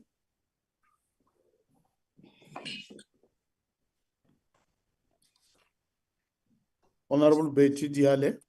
I am there. Thank you, Chair. I just want to check, on the pharmacies or the areas where it is mentioned that they are non-compliant. Can we get the degree of non-compliance? There would be those ones where they are so serious that the council would not even negotiate about the issues that are involved there, like lack of fridges and many other things that I mentioned, those 10 points that I mentioned. Do we have such pharmacies in which the council would not be willing to negotiate their non-compliance at this stage? How severe are the non-compliances of those pharmacies? Thank you. And how many are they and which are they? Thank you so much. Thank you very much, honorable members. From my side, Lieutenant General on the... Hello? Yes, I'm with you, Chairperson. Yeah, from my side on the issue of the finances, I'm not sure on bullet point number 2 of the way forward. Have we already engaged the Department of Public Works as the landlord of the state infrastructure in our country? Related to that, what are the costs we are looking at, so that we are sure that where possible, we can engage Public Works from our side as a portfolio committee with their portfolio committee to follow up on your behalf on the additional posts which are required. I'm not sure, according to you, which ones are urgent, which ones needs to be prioritized. If we maybe in future we can get a breakdown of those positions so that we can appreciate the level of the need and the speed that we need to work on to assist in the filling of those vacancies. Lastly, it's I just need to get statistics, maybe all figures of how many of our defense department personnel that uses our pharmacies, how many of our military veterans that uses our facilities, maybe on a daily basis, monthly basis, or annually, so that we can compare, we can do a cost-benefit analysis in case some of our pharmacies are closed down, or in case there's a need to to increase the number. Finally, is to ask the question, which was asked in the last or 2-3 portfolio committees related to our health facility, which also has a pharmacy in the design. In Rebecca, when are we going to activate that hospital, military hospital, the military pharmacy? When is it going to be activated? Because we are told it's almost 3 years, and you know that there are costs related to rates and taxes from the municipality. There are costs related to a possibility of a threat of vandalization of that particular facility. When are we going to get that facility operation? Thank you. Thank you, Chairperson. I will try and answer the questions that were raised by honorable members, starting with Honorable Hatting. Yes, you are right. We indicated 82 facilities in our letter. However, on visit and confirmation by the Director Pharmacy, we found that some of the facilities were grouped together in order to provide for the particular health facilities. And on confirmation on the ground, it was found that we actually have 64 facilities that are functional, and with only 2 of those that were closed. I'm not so sure if members did get the appendices that were attached with the report, because on Appendix A, we have the list of facilities and the grading thereof, as well as the remarks in terms of what were the challenges found in those facilities. So that Appendix A actually indicate which facility was grade A, which facility was B, C, D, and what is required in terms of ensuring that that facility becomes compliant with the requirement of the Pharmacy Council. So if members do not have that, we will make sure that we provide that. However, it was attached as Appendix 3 with the relevant coloring and comments in terms of what is required. So in answering Honorable Hatting, is yes, it was 84, but on confirmation on the ground, we found 64, and they are graded accordingly. The question by Honorable Niehaus.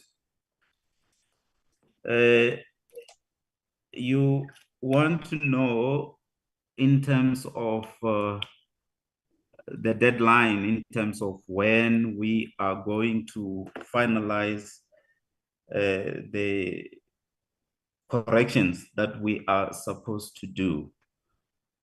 Well, on negotiation with the Pharmacy Council, we indicated that we have got these challenges. For instance, with the facilities, we have done assessment in terms of what is required.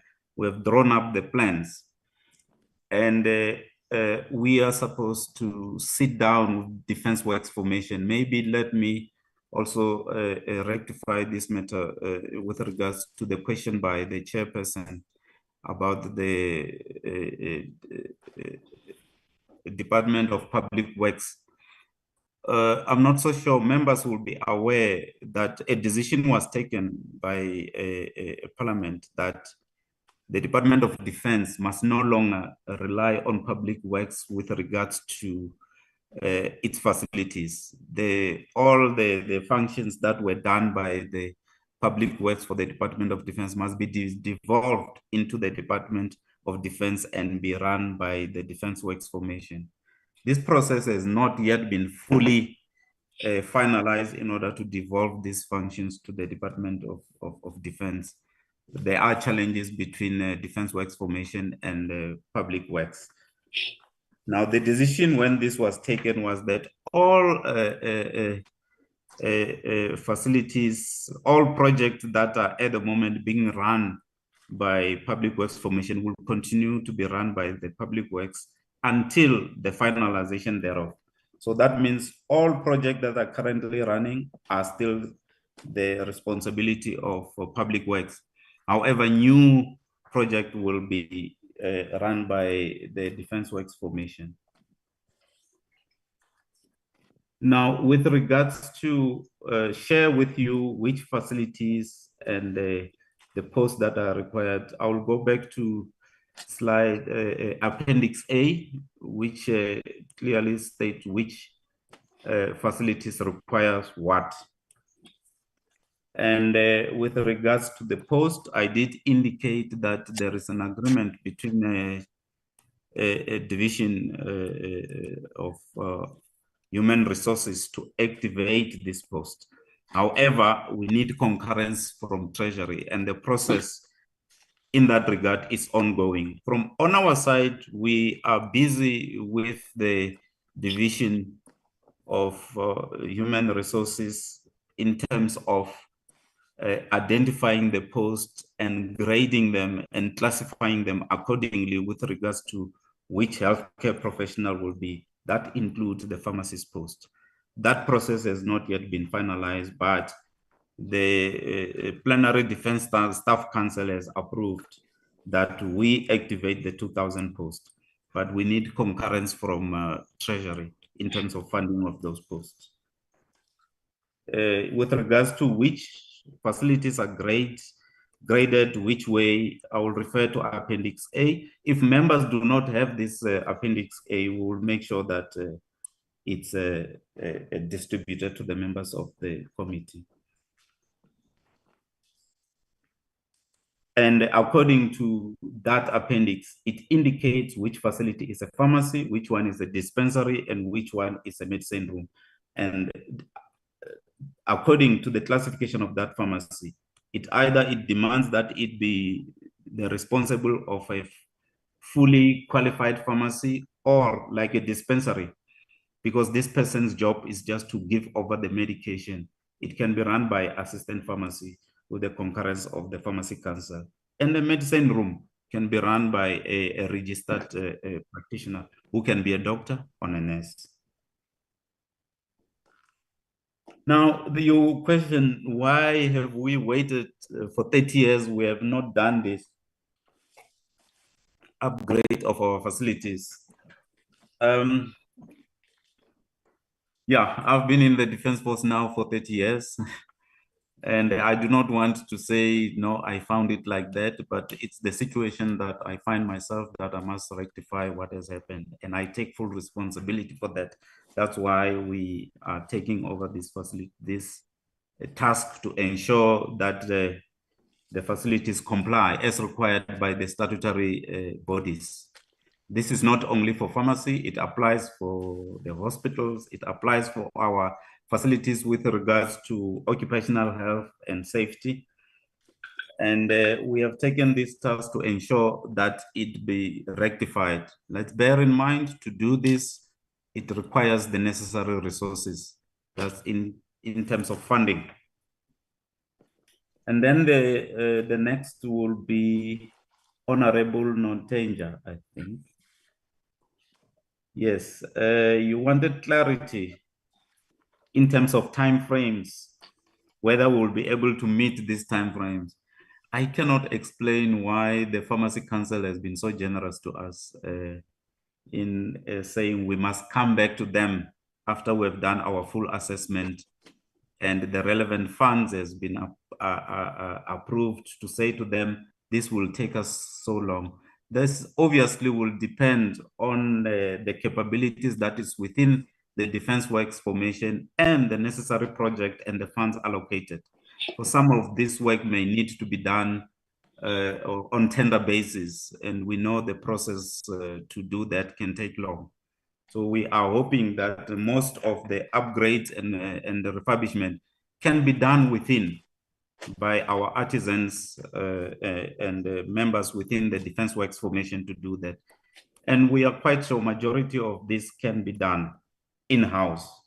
And once we've done the full assessment, we will be able to give the timeframes and what was agreed with the Pharmacy Council. And then you also wanted why the Director General of Health does not assist. And unfortunately, the registration and licensing is done by the Pharmacy Council. The Director General holds the register. They don't have any say in terms of how the Pharmacy Council, whether it gives the license and register the this is done by the Pharmacy Council. And you also wanted to know the grades. Again, I'll refer to Appendix A in terms of the grading and the challenges that each facility faces. Honorable Mutambi, yeah, the architect, I did mention that the Defense Works Formation is in the process of drawing up the plans. And once this is finalized, the relevant assessment in terms of what is required and how much of the funds is required will be determined. And then the appointments of professionals, as I've said, we're in the process of converting, because the 2,000 posts that are supposed to be activated are not necessarily all of them healthcare professionals. They will have to be converted into this together with the divisions department, which is responsible in conversion of posts. We are busy in this regard, and it's receiving the agency that it requires within the Human Resource Division. And we hope that Treasury will allocate the funds.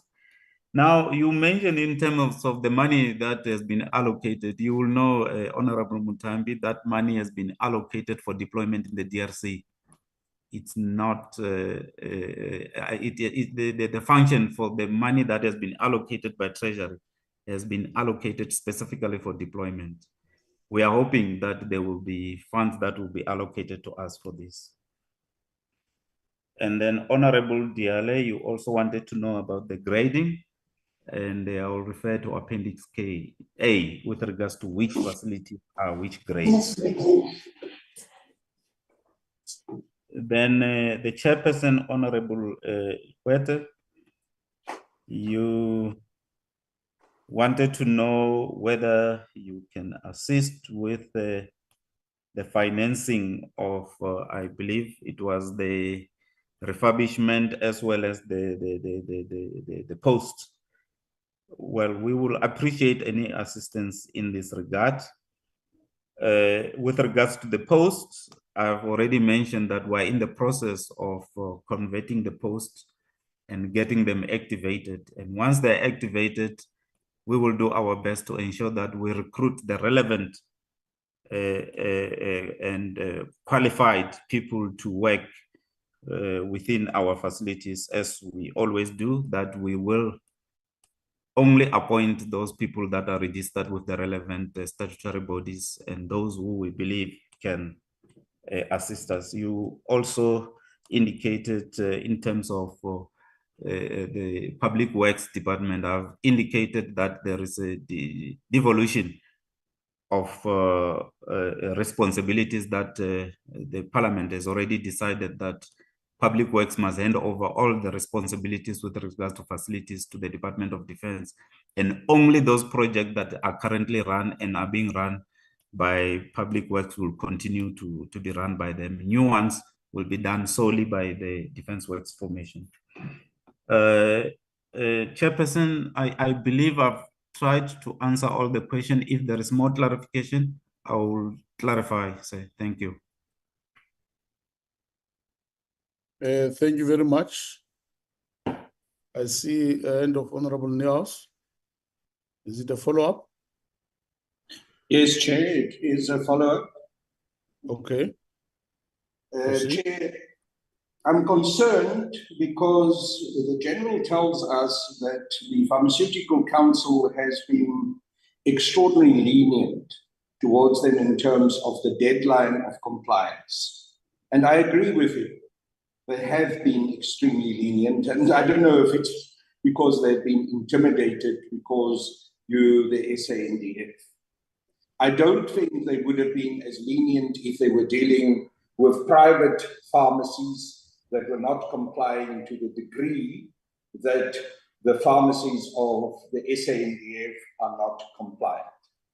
Therefore, Chair, I want to ask that we as a portfolio committee on defense and military veterans try to assist the Pharmaceutical Council and also the SANDF by avoiding a situation where it becomes open-ended when they're going to comply, and we must request the department to please provide us with an indication as soon as possible. In fact, I think it would again be a good idea to use the 7-day compliance with answers and responses to questions to come back to us to indicate within which time frame they believe that they will be able to be compliant. This is essential, Chair, for us as an oversight responsibility, because we as the portfolio committee on defense and military veterans have an oversight responsibility.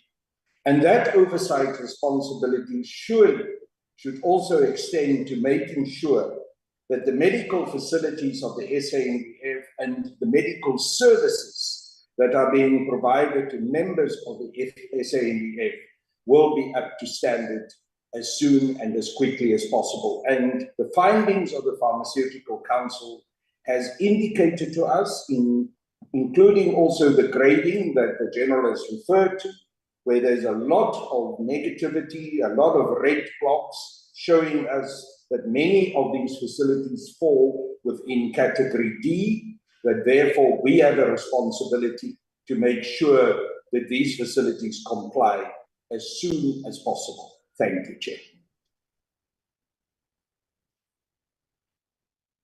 Thank you very much, Honorable Nias. I don't see any further hand. Let's conclude in saying that we welcome the presentation by Lieutenant General. I think as the part of the way forward is that we will have to convene a joint meeting with the Department of Public Works on the facilities belonging to the Department of Defense, including military health services, which are still under their auspices to comply with the decision that all assets of the National Defence Force needs to be devolved back to the Defence Force which were within Public Works. In that engagement with Public Works, we will have to get to know which projects were in Public Works, which they need to finalize on behalf of the Department of Defense. One classical example is the White Elephant or whatever that is, the Ebeha Hospital, which was constructed by Department of Public Works, but is not yet concluded. Such outstanding matters so that we know what we do with them, because rates and taxes are charged for facilities which are underutilized, so that we do that one. The second point would be for us to write to the appropriation committee of the National Treasury or the portfolio committee also on the concurrence they need to grant to assist us with the 2,000 posts which are within the military health services, so that we follow up on those matters with the of those vacant positions with the National Treasury to assist military health services to be compliant with the requirements of other professional bodies and other regulatory bodies within the department, because according to their structure, which the Lieutenant General presented, is that they have 10,000 posts, but so far they have 6,000. They have a shortfall of 4,000 posts, and it will only be fair for Treasury to give us additional 2,000 to go to 8,000. So that finally over the next 10 years, we can reach the 10,000 required by the structure to be fully compliant. I think I agree with Honorable Niehaus that we will have to finalize the date of the compliance with the Pharmaceutical Council in terms of all our facilities. I understand the leniency which is there between the military health services and the Pharmaceutical Council. But the only problem is that I would not want us to be inept or timid, because there can be an accident or a tragedy or a risk which can force us to be litigated in case of any of our pharmacies or dispensaries were to issue medication which is outdated, expired, and we end up with a casualty or a disability or an injury, and we end up with a lawsuit. So it's very much important that we don't wait for that eventuality, because you know, as part of cost-benefit analysis, those are things we need to avoid. So I'm sure on our own, we need to have our own date and our own time frame of when we'll be compliant, so that we're not found wanting in terms of an accident or a tragedy or anything. I thank you.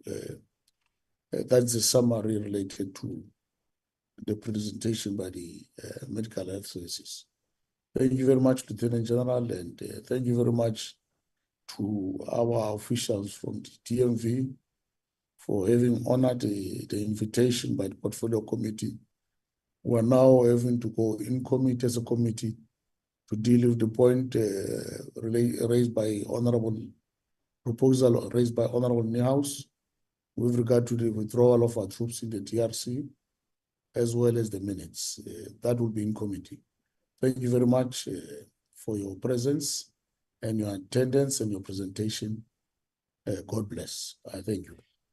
Thank you, Chair. Thank you. Thank you, Chair. Thank you very much.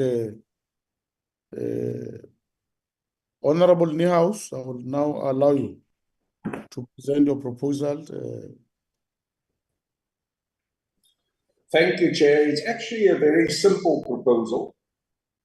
We were told by the joint chairs of the Joint Standing Committee on Defence that they are writing a letter to the South African National Defence Force, specifically asking that the Chief of the SANDF and, of course, the Minister and the two Deputy Ministers and Operational Generals should brief the Joint Standing Committee on Defence with regards to how the withdrawal from the Eastern DRC will take place now that the SAMI DRC mission has been cancelled, has been called off. That will mean that there has to be an understanding of what will happen with regards to prime mission equipment and the return of all of that equipment to South Africa. But Chair, of course, most importantly, it will mean how can we as quickly as possible repatriate all the SANDF soldiers that are deployed in the DRC, and how that can be done safely so that no one is further exposed to possible injury or loss of life. This is very important.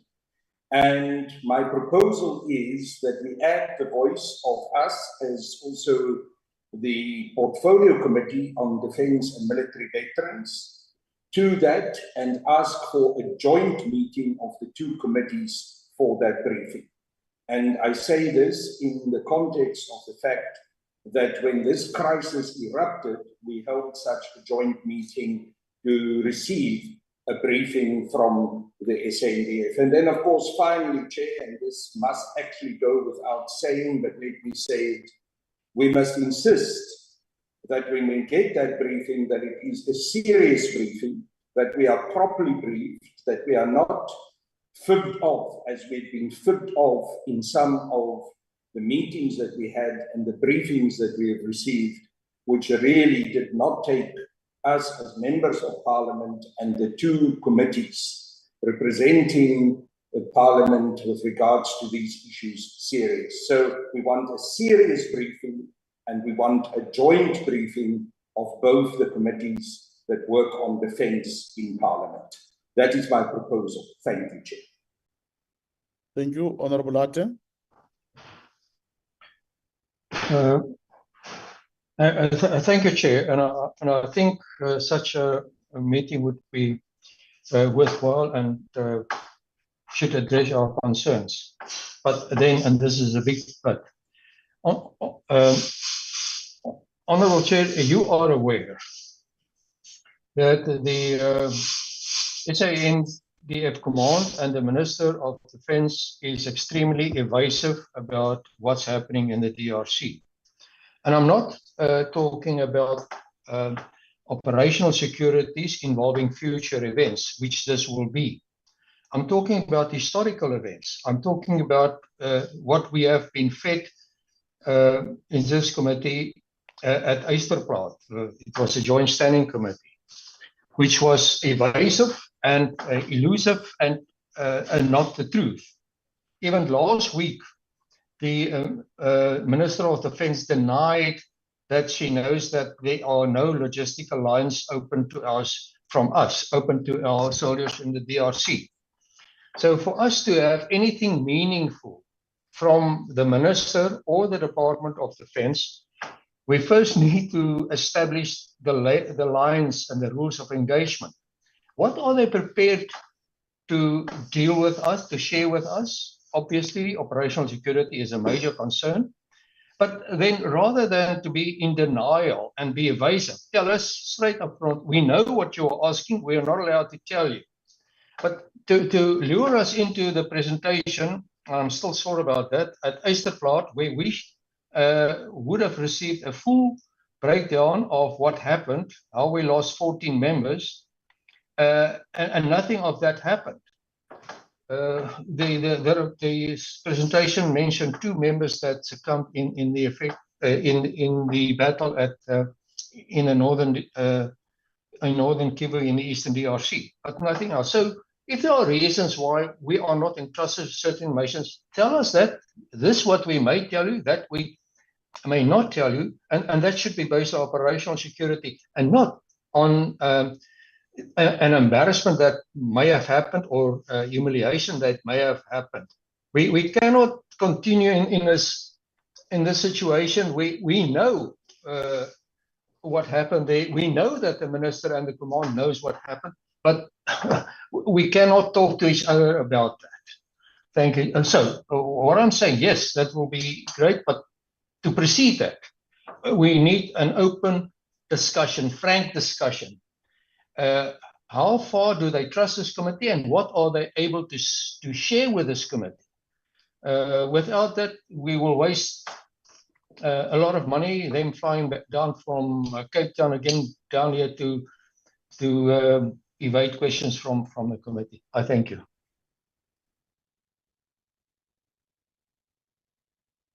Thank you very much, Honorable Ate.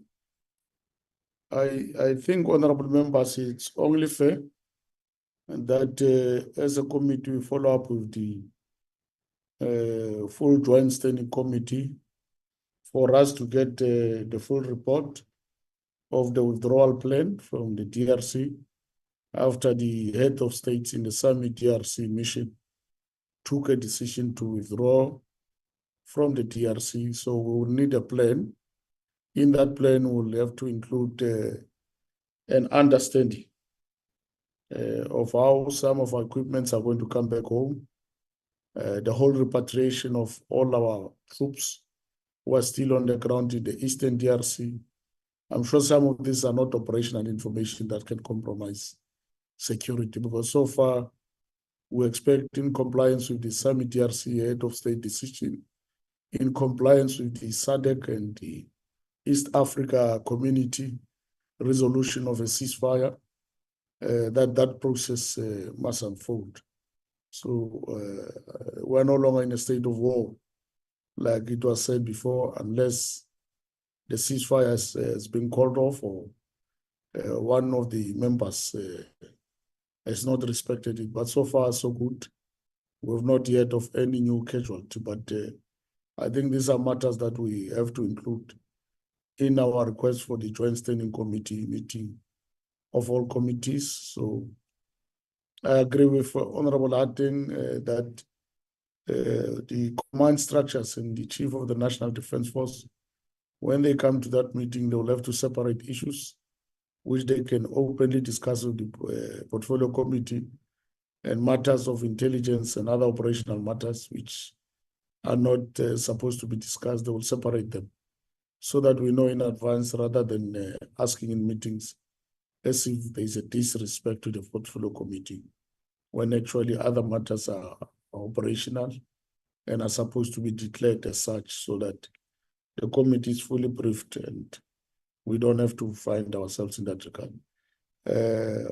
Dr. Willemse, Van Rensburg, and Nandipa, we have to prepare that request on behalf of the portfolio committee to have a joint standing committee meeting and get the Chief of the National Defence Force and the Minister to come and tell us about the way forward, the safety of our equipment, the safety of our personnel and our troops as a result of the decision taken by the SADC head of states.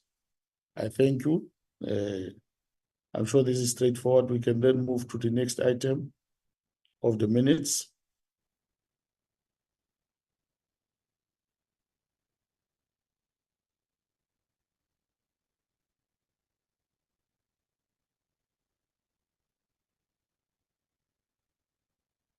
Those are the minutes.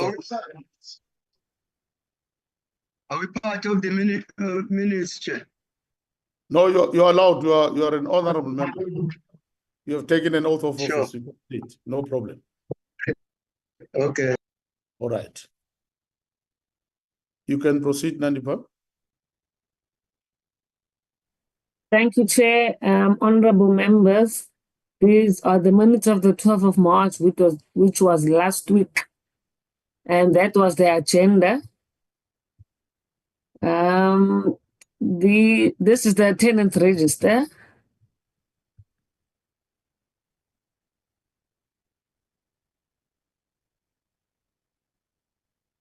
Are there any corrections on page 2? Any corrections on page 3? Any corrections on page 4?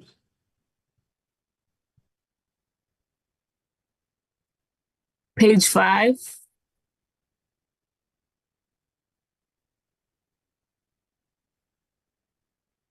Yes, and that's the last page. Over to you, Chair. Thank you very much. Any matters arising from the minutes before we get the mover and a seconder? Or any corrections?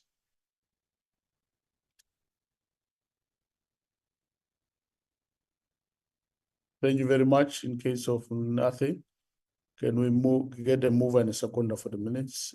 I move, Chair, that we adopt the minutes. I was Chair. Okay, there's a mover and a seconder. In that order, the minutes are adopted. This brings us to the end of our meetings. Nandipa and Dr. Willemse, I would request that we proceed on our own on mandated matters from the minutes and from the engagements today, so that we can give a feedback to the next portfolio committee meeting. Thank you very much, honorable members. Sorry, Chair, to interject. I've got an announcement, Chair, with regards to the oversight visit next week. I just want to give an update that the oversight has been approved by both houses, now fully approved. And then in terms of the financial application is still with the divisional manager, but they have committed to get it signed today, so that tomorrow we do the POs. So I just want to tell members that they can expect to receive their logistical arrangements in terms of the SMS of their flights, accommodation tomorrow, not today, tomorrow at the latest, because they have committed to get it signed today, and then we can start with the POs tomorrow. And then the tickets will be issued tomorrow. That's all, Chair. Okay, honorable members, be on standby for that communique. That will take us to our work next week of the oversight visit in all our units in Tswane according to the program we adopted at the beginning of the year. Thank you very much. The meeting stands adjourned until our next session in Pretoria oversight visit. Thank you. Thank you, Chair. Thank you, Chair. Since Yabonga. Siyabonga. Tango.